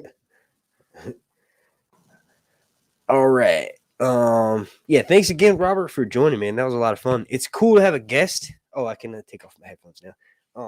It's cool to have a guest because I get sidetracked a lot, really easily. So yeah. All right, I'll just take some questions from the chat. VC Media says dragon. I agree. Dragon emoji as well.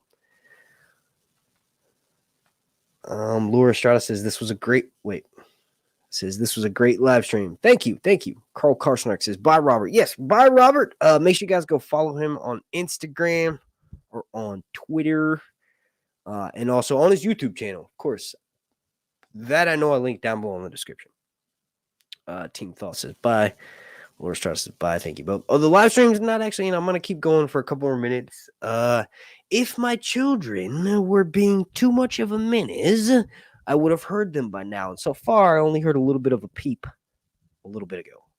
So I think I'm still good to do the live stream.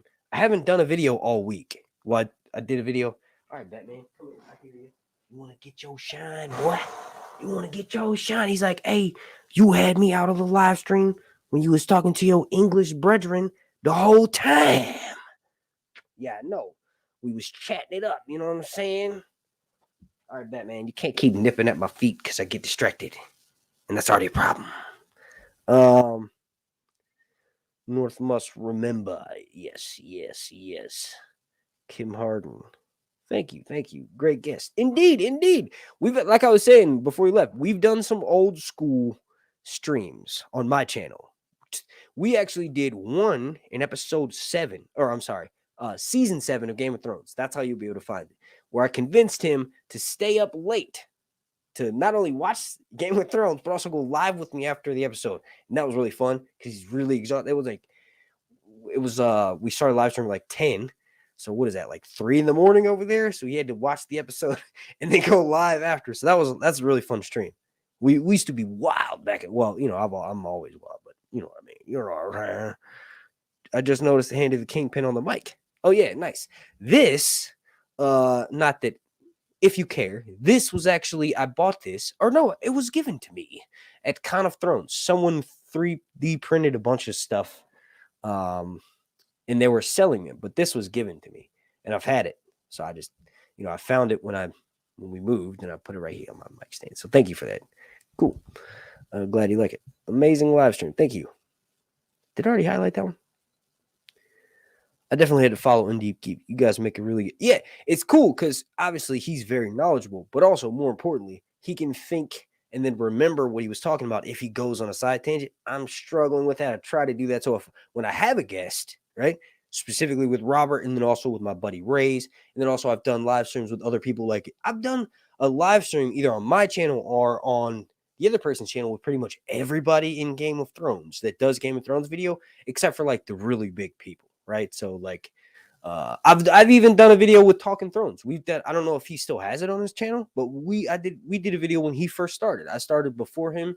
And then when we started, he told me, right? I don't know if he's cool, if I'm saying this, whatever, but he told me my plot leak videos kind of were some of the first ones that made him think like, yo, I'm going to make videos. But yeah, we did a video. I don't know if it's still public. And then also we recorded something that I never uploaded on my channel because it was something happened with the audio. But and then also Gray Area, right? I've done a video at some point with everybody who makes Game of Thrones videos.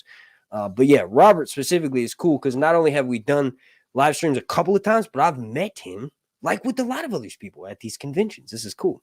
Met these people in real life, and they're all cool people. Like I have very few friends, right? And I could say that if some of these people that I've met at these conventions lived close enough to me or lived nearby, probably would be friends, like, you know, but everybody lives far away because Con of Thrones is one of those things where you draw people from all over the country. So, but yeah, also there's other conventions and stuff too, but I don't really know the names of those. Kind of never been to them.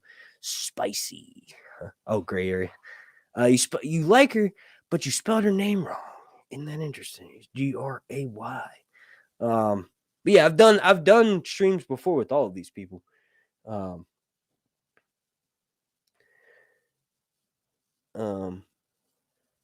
I'm getting distracted because I just saw Robert was saying something, but I already read it, but I saw it because I pulled up that chat. Is Game of Thrones normally in Nashville? I don't think it is normally, but to be fair, there's only been 3, and 2 of them have been in Nashville. The first one was at the Opryland, you know where that is, and then also when they came back, the second one was at the Hyatt Regency in Dallas. Oh wait, no, that's where the second one was. Yeah, so the second one was in Dallas, but then the third one went back to Nashville. In the third one, I drove there and I stayed at an Airbnb, so I don't know exactly where it was. It was somewhere it's funny because I drove there. I don't know, but when I went the previous years, I would take Ubers everywhere, so I felt like I knew more of where it was. I don't know, but yeah, I just followed my direction stick. I don't know where, but isn't normally in that. I don't even know if they're still doing it because it's been a while. It's been a couple years since they probably would have been able to. They probably could have did it in 2021, but they didn't. They didn't do it in 2022 either. More Vega, indeed. More Vega. You know what? Here's the thing.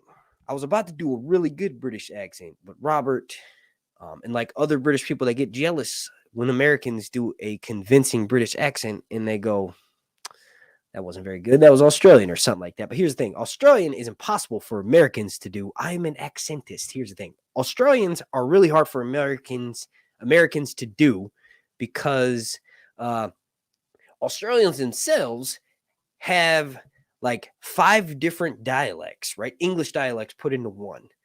They're a prison colony. That's everybody's favorite fact to say about Australia. Yeah, they're prisoners. They're prisoners down there. But also, they're people from England have like 8 different dialects or something. I don't know. It's probably more than that. But all of them moved down there. So like the South African is another one. It's hard for Americans to do and sounds weird to us because it's all these different English accents put into one.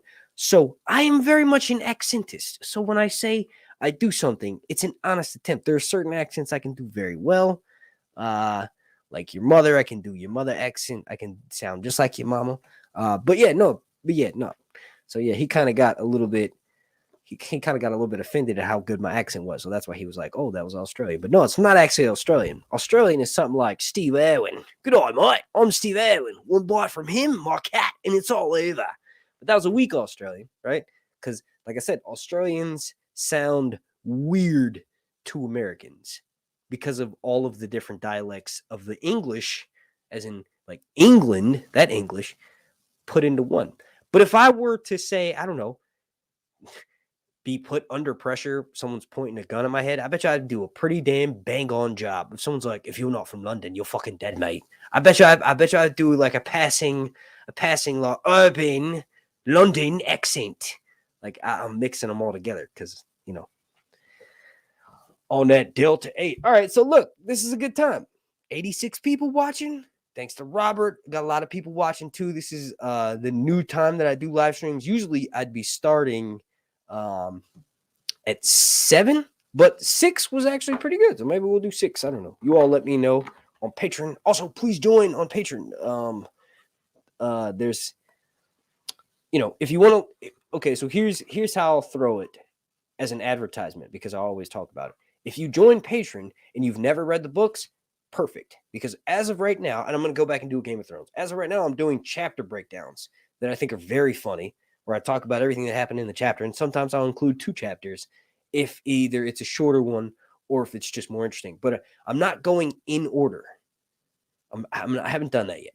So if you have a sporadic type of attention span like myself, it's perfect for you. If you've never read the books, you can join for $1. Help support me if you're a fan of me. But also, you know, it just, yeah. So yeah, giveaway. We'll do Vegeta face or this space face. It's not a face. It's a cloud. So the original is this one right here. This is on weird canvas. I don't know.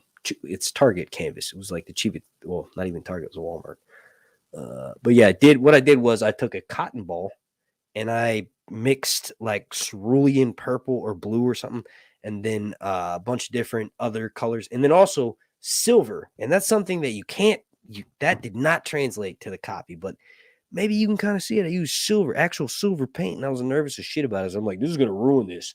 I was like, this is my fucking masterpiece. And honestly, I do think it's one of my best looking paintings in person. Kind of got the scan kind of messed it up a little bit. Like the silver didn't translate, right? But what I did was I took a cotton ball. I started with a cotton ball. I think I ended up using something a little bit more durable, like a rag. But then I took all these different colors and I mixed it. I was like, this is space, man. This is what space looks like. I may or may not have been on psilocybin. Who knows? But anyway, I'm about to give away a copy of it. Yeah. So yeah, what I did was I took the dab. I took a dab. No. But yeah, I just sort of dabbed it out, right? I saw a video on Instagram Reels of someone painting. And I was like, that'd be really cool. I do that. I'm a painter now. let me make that. So yeah, I'm gonna give this away. And instead of doing the number thing, because that took a little bit while and it sort of derailed the whole thing, right? I'm just going to pick a random person typing in the chat.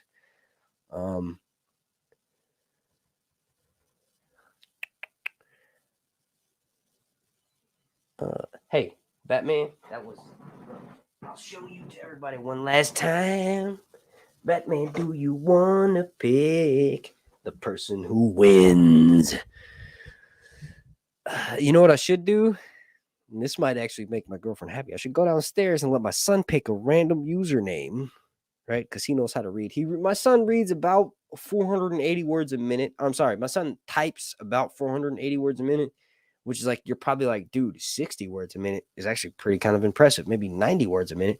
Typing is also very impressive. Your son types 490. Yes, he does. Right. So I could go get him along with my daughter. She does 510 words per minute. She just does it a little bit better.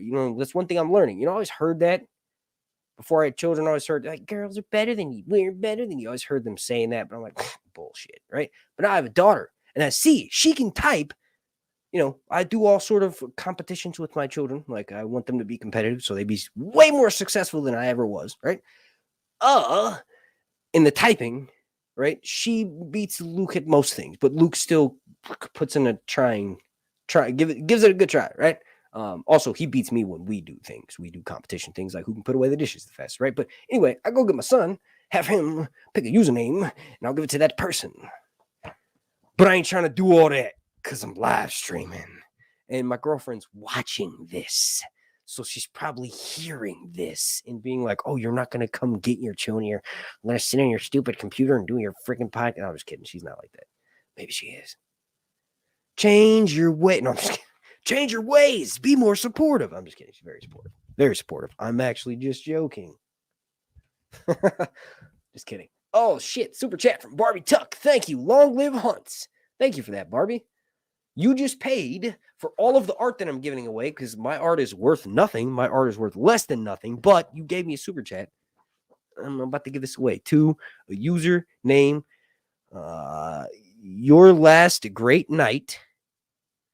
Whoever this is. It's the first time I've seen this person type in the chat. Thank you for that. If I have, there's 80 people watching right now and you've been typing before. Thank you. You have to, if you aren't already, subscribe publicly and then also follow me on Twitter. Also, Grizzy and Destiny. I talk with Destiny often on Instagram about Buffy and House of the Dragon. So she knows how to get in touch with me. I need your address, Destiny. And then also, I need your address, Grizzy. And then now I need your address, Your Last Great Night. And then also because, you're not a patron of mine. You're also not a channel member. I don't think it would be highlighted differently in this chat. If you are, I'm sorry. But also, you win the other giveaway that I was doing for my art. And you might personally like this. I know I've seen you comment, and I know you're subscribed, Barbie. You comment all the time. You have been commenting since before House of the Dragon came out, and maybe even when Game of Thrones is on. Your username looks very familiar. But this is my attempt at Vegeta. This is a copy of my attempt at Vegeta, right? The original is usually back there behind me, right? And that's my art. I do art now. It's like my thing. I do art. No, I'm just kidding. I'm not very good, but I do appreciate art. I do appreciate it. I appreciate it a lot, like way more than I did before I tried to be like, oh, I can paint. So that's cool. And hopefully you do too, because you just won that. Yeah, thank you. All right. So let's get back on track. Let's get back on track. Yes, it is. It is. Right. Did I say on Twitter? Sorry, I usually say you have to follow me on Twitter. Okay, so message me on Instagram. I'm sure you have. I just haven't checked it yet. I'm sorry about that. Sir Arts. Is that the Ditto from Pokemon Snap? I've been thinking that. I've seen you commenting before in the chat. Is that the Ditto from Pokemon Snap? Yes. And you have shown mad support here on YouTube. And you've made a couple videos. And I know you've done them a while ago, but people should go follow you on Twitter. You made the art that is my picture on Twitter. The banner is my cat. I lost my black cat Anubis, so I have to showboat Batman. It's a silly reason. I had to delete all my pictures of Anubis off of my Instagram because every time I look at my Instagram, I see pictures of that cat. And literally for like a year and a half, we were giving, not a year and a half, it feels like that. It was like 6 months because he obviously died. We were giving him fluids via like subcutaneous fluids. It's the only thing, like we were only able to do it because my girlfriend's a nurse, but we were basically taking a needle and putting it to the back of my cat. And then this is my other cat, Anubis, not Batman. Batman is good. Batman is really healthy. But anytime he does get sick, I'm like, oh my God, is he just as sick as Anubis, right? But we had to put him subcutaneous fluids underneath his skin, and he would have this pouch of water. It was the only thing keeping him alive, and then he just couldn't fight anymore. But anyway, you've been one of my patrons since then, and you've been supporting me for a long time. So people should go follow you because you're also way better than I am at art. You're really good at art. I suck at art. You're really good at art. I suck at art. But also, I think we may be trying to do something with some t-shirts or something. We could do some type of giveaway with some t-shirts or something. I don't know. We're working on that for some Christmas giveaways coming up. Also, if you want to send me your address, I will send you a copy of any of my art that you've done. Let's exchange art, baby. Woo-hoo-hoo. Oh, yeah, I got a P.O. box. That's something I haven't even mentioned. I just did that the other day. It was actually a little bit more tedious than I thought it was. Like, I've always put it off and be like, man, I don't have $60. I probably won't even get sent nothing. But over the years, enough people have definitely said it, right? At least 5 people have said, hey, do you want something? Like, for instance, there's this dude in England named J Fox Art on Instagram who offered me this Jon Snow Night King painting. And he was like, yo, whenever you get, well, he's from England, so he's really like, hey, bro, whenever you get a fucking P.O. box, right, let me know fucking when you do so I could send it to you. Right? Like, that's how I imagine this guy sounds. He doesn't, right? Probably doesn't. But anyway, he's like, I'll send you this. And I'm like, fuck yeah. But I always get nervous. I'm like, I don't want people to know where I live at. Also, he was one of the only people that said it. But I have a P.O. box. But anyway, I can send you some art, bro. Reflective Rambling, Cass, right? For your years of support, right? You know, I think I may have talked about it on my other channel, what I was going through with my cat. But that shit is crazy, right? So, like, I now have children, so it changes your perspective when you have kids. But, like, shout out to my girlfriend, too, because I wouldn't have been able to do it. I don't know how to do none of this shit. You have to take a neat, like, honestly, I didn't know what was wrong with my cat. We just know that he was barely alive. We couldn't afford to get the testing to find out what's wrong with him. If you ever had a sick cat, something about cats, when they get sick, it's so much worse. It's also bad when a dog gets sick, too, but dogs are bigger, so I think it's easier to maybe run tests. This is what my veterinarian was telling me. I saw my vet like probably 3 times a month, more than that, probably like 5 times. I talked to them on the phone every day because the cat was very sick. But anyway, which art do you want? Let me know in the chat. I'll send it to you. All right. I have, I don't even know why I started talking. We're supposed to be talking about House of the Dragon. Michael Caine impression. You thought that was Michael Caine. You thought that was Michael Caine. Maybe it was. Maybe he's got one of the easiest accents to do, bro. Maybe it was. Maybe I'm actually living in Leavesden, right in Buckingham, right upon the water, right? I was kidding. At the maybe I'm living it at the House of the Dragon studio. Maybe I'm in an apartment above there. Maybe they're consulting with me as a creative writer, right? But you have to go to school for that. So I haven't done that, but I'm going to school right now. Maybe I can take creative writing as a class, as one of my classes, right? It's not maybe. I could definitely do that, but in time to work for the show, maybe that's better than trying to get my dream, which is to be somebody in the background. But you know what? Being in the background is such a dream that even creators of the show want to do that. Like Dan and Dave, they played fucking goat milk titty drinking wildlings in season 7, right? When they went beyond the wall, or season 8. I don't know. I know people don't like them, but also you got to remember these dudes kind of brought us the gayest show of all time. No, the greatest show of all time. Game of Thrones is the gayest show of all time. It is, and when I say gay, I mean happy. Game of Thrones is the happiest show of all time. You don't understand. Have you never seen it? Everybody is so cheerful. We all know Mark is in a cave and his stepstones with sea smoke. You trying to say I look like Lena? Well, yes, I do. I've said that too. I don't look like the actor. The actor is obviously, attractive and handsome enough to get a job on a TV show as an actor, right? And to live and want to think as a person, I want to become an actor where people can see my face and watch my facial expressions. I have personally always dreamed that, but I've also always been like, man, bro, not going to happen. Not very many people look like you. Oh, that sounds so crazy. But no, it's the truth. Not that many people look like me. And also, I don't have what I would, I think I'm attractive, right? But I don't have a symmetrical face, right? Whereas the actor that plays Theo Nate, he has a symmetrical face. But yeah, good collaboration. Hell yeah. All right, so let me end this so that, well, not end it, but I think if most of the stream is the Song of Ice and Fire chat, let me get back to that. And then I'll do some more questions. We're getting way off sidetrack. I still need to check in this himself. You're talking about with the t-shirts. That was an Aussie Wilt. What about my Michael Caine accent?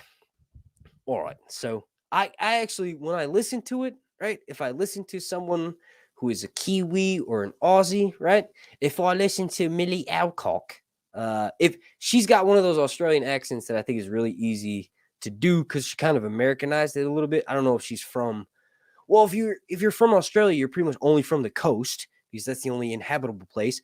The entire inland part of the continent is inhabitable. That's why the English people said these fucking prisoners are going to go live down there, right? Millie Alcock's great. No, I'm just kidding. I'm not going to make that joke. Everybody makes that joke. But yeah, if I were to listen to someone from there and then immediately record myself, I think I sound pretty similar. And I've just never done that because I always include enough jokes in my videos where I'm like, this one will be too much, yeah? If I do it this time, I'll get in fucking that one comment where I'm like, all right, well, I'm not going to read the comments anymore because if I read the comments, I'll feel bad about what I just put out. But if I don't read the comments, I got spit on my lip. I got spit. Also, one thing I noticed is it's kind of easier to do an accent if you lower your voice. Because if I lower my voice right, I could do what's it called? Chandra. If we remain in the veil, you will die, Chandra. Because the actor who does that, right? What's his name? Aiden, something like that.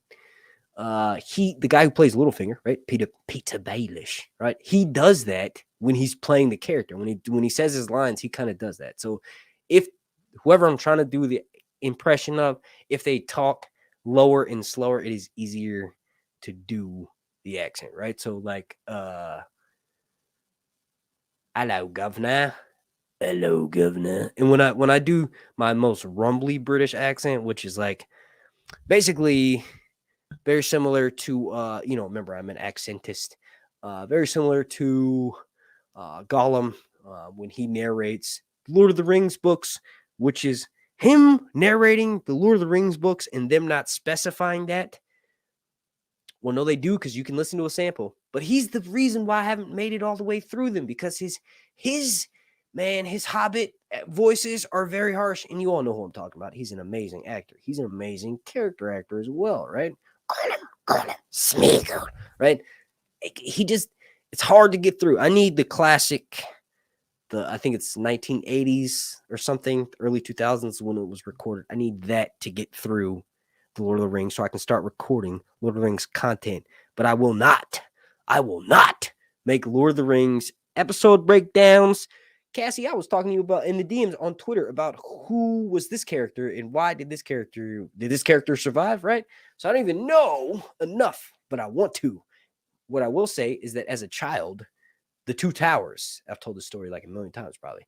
Maybe not on YouTube, I just say it in my life. My Aunt Shaun was like my favorite aunt, right? She bought me the Two Towers on VHS. It was one of the only tapes that I had, and this was back when, well, no, I guess a lot of people probably had DVD players in 2002, but I fucking didn't. Everybody that I had, myself and everybody I knew, VCR. So I watched the Two Towers way more than a child should. I used to be able to act out certain scenes. You know what I mean? But yeah, so Lord of the Rings stuff, accents. Sorry, Andy Serkis, yes. No, he is. He's amazing as a person. But have you heard him do the audiobooks? It's rough. My accent is a London one. Right.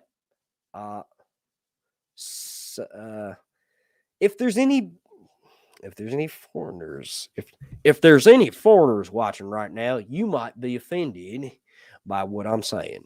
I try to do that like Jeff Foxworthy. You might be. Here's your sign. You might be an idiot. Which one of them says that? I can't remember. Did that sound like my mic was cutting out? Because that was me. I can also do those kind of sounds. My accent is a London one. Sir Hunts, do you think that Helena will be given a bigger role in the show than in the books? Oh, yes. Oh, wait, I already had it highlighted. I was like, how am I going to get this highlighted? I was stuck for a second. I was stuck. Not as stuck as this was in the mail for 5 fucking days. Check that out. This is my first. Look how crispy the fucking box is. If you appreciate the Funko Pop figures. Oh, I'm not giving this away. Sorry. No, not giving this away. I give away my yacht. I'm just showing off my appreciation for House of the Dragon. Look how shiny this is. Dope. That's brand new. Got lost in the mail. All right, so JMJ says, Sir Hunts, do you think Helena will have a bigger role in the show than in the books? Well, yes, because technically she's already had a bigger role than in the books. Her biggest role in the books right now, what should have happened is, the biggest part is that she watches her children die, and then she goes. It's sad because in Westerosi society, it's sad because we're getting emotional here. I'm talking about my cat, so I feel like I'm being open enough to say this. But yeah, it's sad because in the books, Helena, they just call her simple or whatever. But on the TV show, it's made very clear she's probably potentially on the autistic spectrum. But also, she has dragon dreams. So in real life, that would be clinical depression. Both of those things, well, I know for a fact I've had the depression thing, but the autistic thing, I'm probably at least, her character is just labeled as a retard. You know what I mean? I say Arita because you can't say the actual I word, right? This probably been demonetized already. Hopefully not, because I don't want Indie Geek to look bad, which is why I was being tame. Normally, not tame, but just refusing curse words. Normally, my live streams are demonetized anyway, so I pretty much say whatever I want to, like I do on my Patreon. Yeah. Yeah, she will. So technically, like I was saying, she's already had a bigger role because the biggest thing is watching her children die, and then ultimately she jumps out of Maegor's Holdfast and then dies on the spikes of the. But there's so many people that die in the dry moat that has spikes in it. So a moat is this trench that's dug around a castle, right? For instance, they can make a castle indefensible in real life, but also in the Song of Ice and Fire, River Run. River One is like the most River One, and then probably the Vale, so the Eyrie, right, are the most defensible castles in all of Westeros. River Run has this fucking defense system where they can release these sluice gates that fill up this deep, wide moat, and you cannot cross. It's hard to explain, right? Well, no, it's not. I just explained it. It's this complicated systems of cisterns and sluice gates that release water at certain times and make it impassable for certain amounts of, all armies that want to try to invade River Run, right? So, really defensible castle. How did we get to talking about this? I look away from like the camera for 1 second and I lose my entire train of thought. Let me backtrack. River Run. Indefensible. The Vale. Doing impressions for like 15 minutes. Fuck was that? Yeah, Helena will have a bigger role in the show. Yeah. Sorry about that.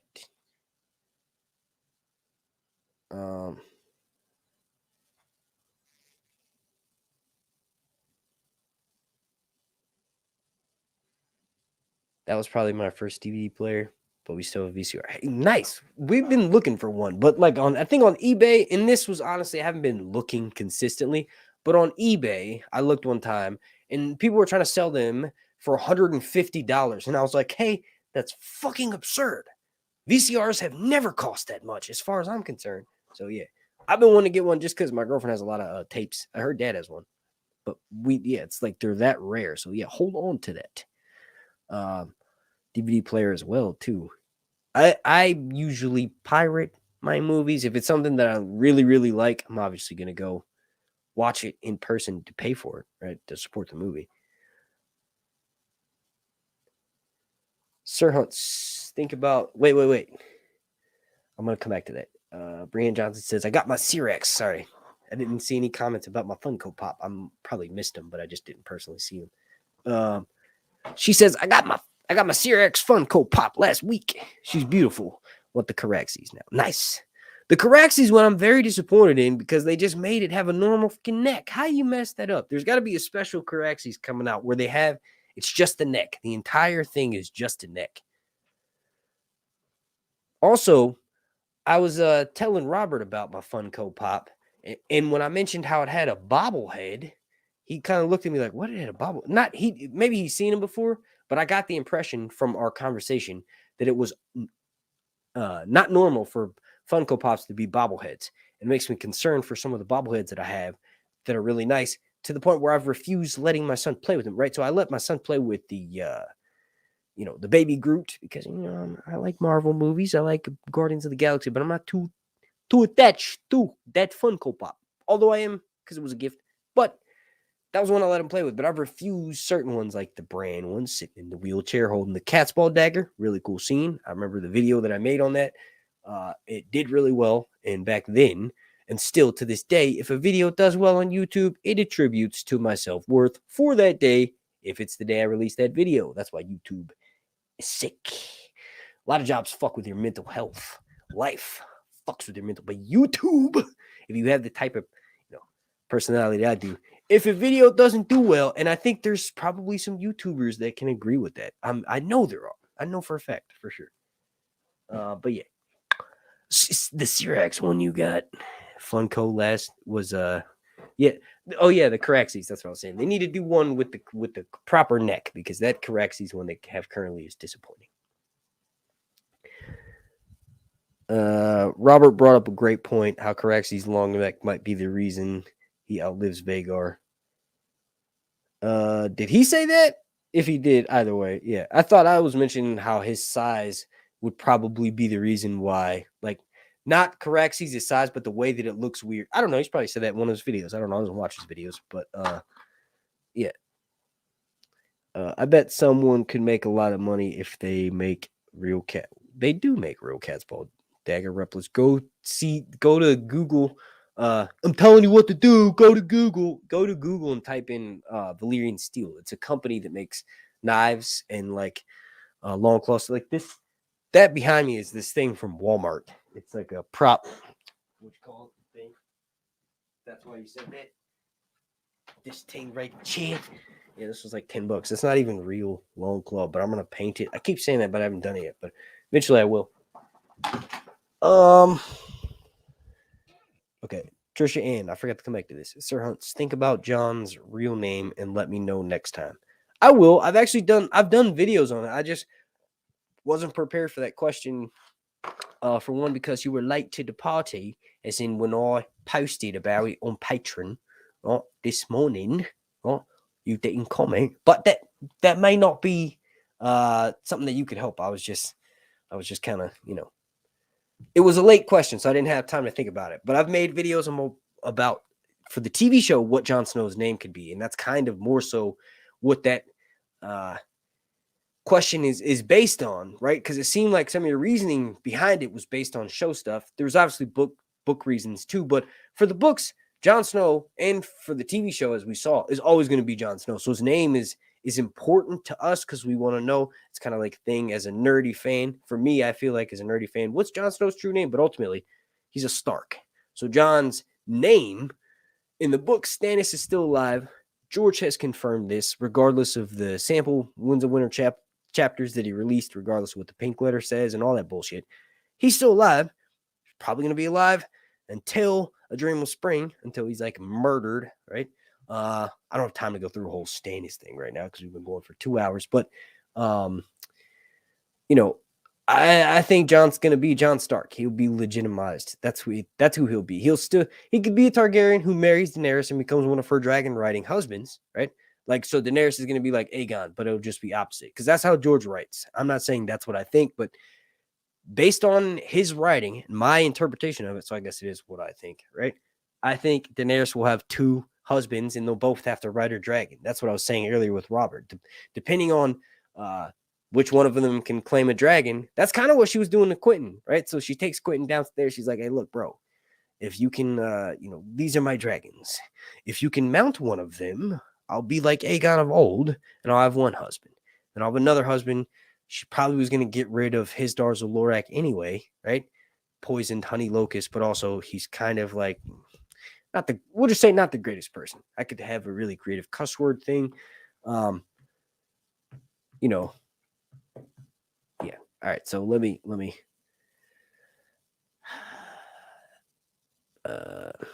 yeah. All right. Well, 2 hours and 11 minutes. That's right. How long we've been doing these new ones. Also, I haven't done a video this week yet, so tried to go a little bit longer too. And also,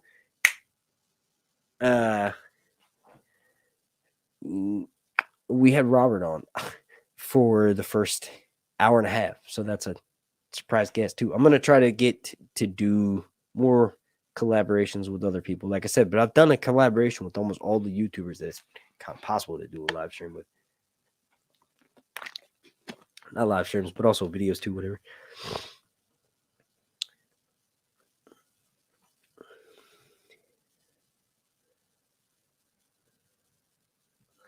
I saw a comment, and I can't do it now. It's because I'm looking at the chat through the streaming software that I actually pay for. OBS is free. It's my dumbass fault. Don't feel pity for me, but I actually pay for this, and I just refreshed my subscription today. But the chat feature needs to be updated because it's so delayed. But I just saw a comment, and I don't know where it went, where the person was saying their accent sounds more like a northern accent, like the Cargill twins. Is that a northern accent? Is that a good northern accent? I was trying to set up to do my northern accent. It's so, okay, the entirety of England can be driven across in 8.5 hours. Currently in my state, you could drive from one end of my state for 8.5 hours and still be in it. So I'm not trying to belittle people from England, but you got to realize it's easy for me to think and to do these accents if I can do them properly.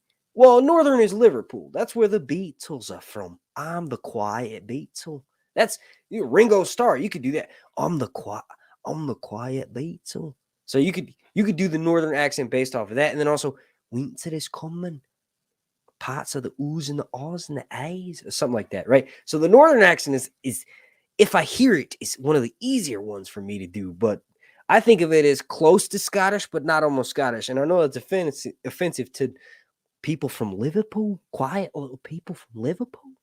They're not little, but that's what I'm thinking of. I'm the quiet Beetle. I'm not the quiet Beetle. I'm the one who gets all the women. My women breaks up the band. I don't really know with John Lennon's voice that one, but I'm the quiet Beetle. That always stuck out to me as a child. But yeah, is that not Northern England? Person whose comment that I just spent a couple minutes talking about, and I can't find it. Where is it? I try to do an American accent, but I sound as though I'm live in a siege. Yeah. Let me try to read that like a northern, who I think someone from Liverpool will sound, because that's where the Beatles are from. I know that. I don't even have to look that up. I'm not even that big of a fan of the Beatles, but I know they're from Liverpool. The more I do it, the more I lose it. Let me try for this. I try to do an American accent. Also, my friend who I started YouTube with, not my actual friend, but someone who I was friends with online that kind of disappeared from YouTube. I think Ray still talks to him. This dude, Ricey, was from he was from Northern England. I'm trying to think of where exactly, but his accent, when we would do live streams, you could type it on YouTube, Sir Hunt's Reviews, Brotherhood Without Banners, and we did a couple live streams together. But his accent is in Northern England, and that shit will stick as hell. Like when he would talk to us, he had to be like, hang on, let me slow. Like he would change the way he would talk to us, which was funny because his accent was so thick. But that's like the Liverpool accent. I don't know. We're talking about accents. Accents. I can do like the stereotypical Scottish. Quoth the Bloodless. Who is this? I like that username. Your channel is top 3. Love every episode. So glad I found you a while ago. Love it. Does anybody want to talk King Killer Chronicles? Here's my number one thing. Look, Patrick, where's the book? It's the same thing with George. It's like, yo, except for with Patrick, we're waiting on the 3rd book. Okay. All right. To be fair. So, like, they're really good. They're really good. Up there with the Song of Ice and Fire. Just as good. It's the 3rd one. So with Game of Thrones and with A Song of Ice and Fire, with George's books, right? We have Game of Thrones, Clash of Kings, A Storm of Swords, A Feast for Crows, and A Dance with Dragons. That's 5. King Killer, we only got 2. Who is this Kavoth the Bloodless? Where did you come from? So glad I found you a while ago. Thank you. Thank you for sharing your username with me. There's also one other person that I see comment occasionally, usually defending Mayana in the comments with the name Kavoth something. It was like Shadakar or one of his other nicknames from it. But yeah, dope. Is that maybe one of your other accounts or something? I don't know. He is much better than me for sure. Who are you talking about, Aaron? Who's better than you? Mate, I've never been to London. I bet you if I went to Liverpool and lived there for 1 week, I would sound indistinguishable from the people who live there. You might say, haha, you're crazy, but let me let you know. I've lived in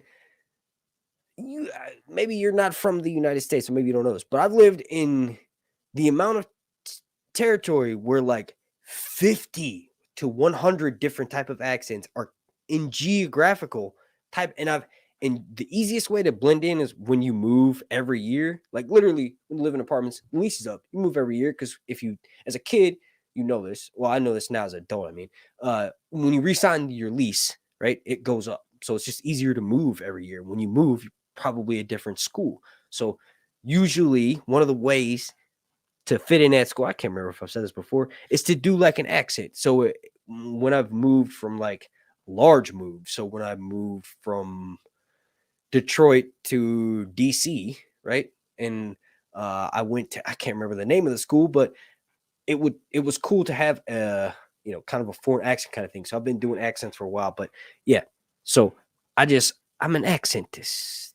I should name this live stream Half Accent Chat or something creative like that. Oh, I already did that. Sorry. New York City, baby. Yeah. No, I'm just kidding. That's like the easiest one. That's what the Brits love to do for American, New York and like Texas. Right? Nice.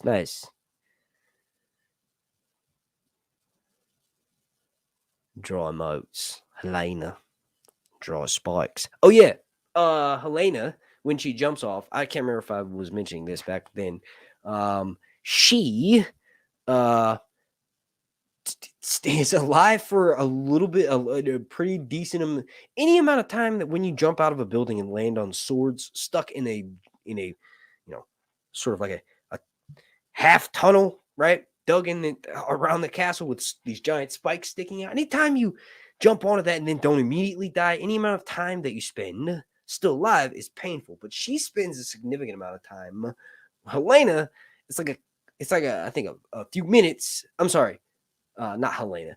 See, there's been so many people that died doing this, but some of them, most of them are pushed. Like there's some people that think Jaehaera, right? Aegon's daughter, Aegon's twin daughter that we saw in episode 9 of House of the Dragon.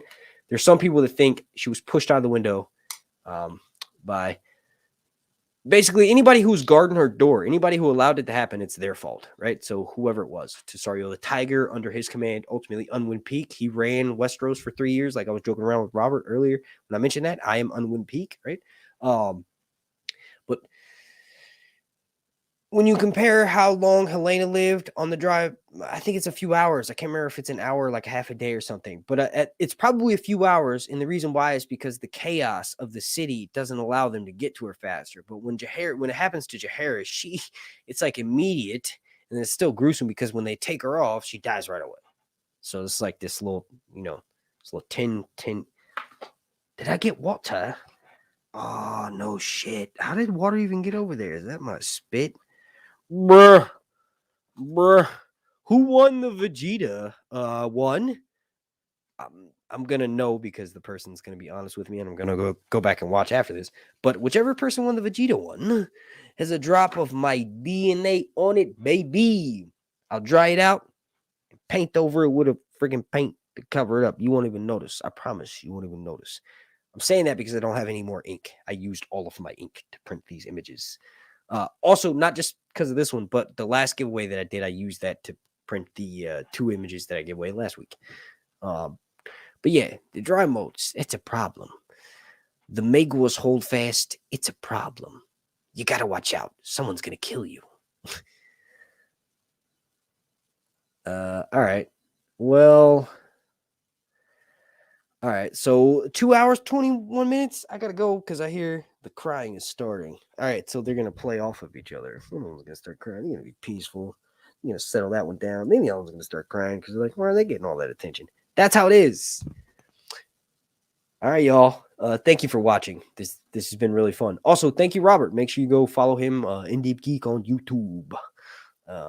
Thank you for everybody who sent the super chat that I may have missed while we were talking because I noticed when I look at the chat, if I read even the smallest amount, I will lose attention to whatever my guest is saying. So I was intentionally avoiding the chat. And then also when I have topics that I want to get through where I'm not taking questions from the chat, I try to not look at it just because it distracts me. I got the you go to the doctor, you go, I got the doctor goes, hey, here you go, buddy. You got the here you go. So yeah, there's that. I've been to my doctor before. I said, hey, doctor, I got the Is that it? Is it? I got the You got it, buddy. The guy who didn't like my fucking Liverpool accent, buddy. You don't like my what kind of fucking all right, see you later, Cass. Sorry. Still need to get in my Nano Remo account tonight. Thanks for the company and the entertainment. No problem. Thank you. Thank you for joining us. Thank you for all of your support. Make sure you all go follow on Twitter. I have it's easy if you obviously go follow right directly if you want to link it. But on my Twitter, I have well, I guess I don't have your Twitter account linked. I have your DeviantArt account linked. Do you still use that? Is that a good link? If you're still watching, is that a good link for you?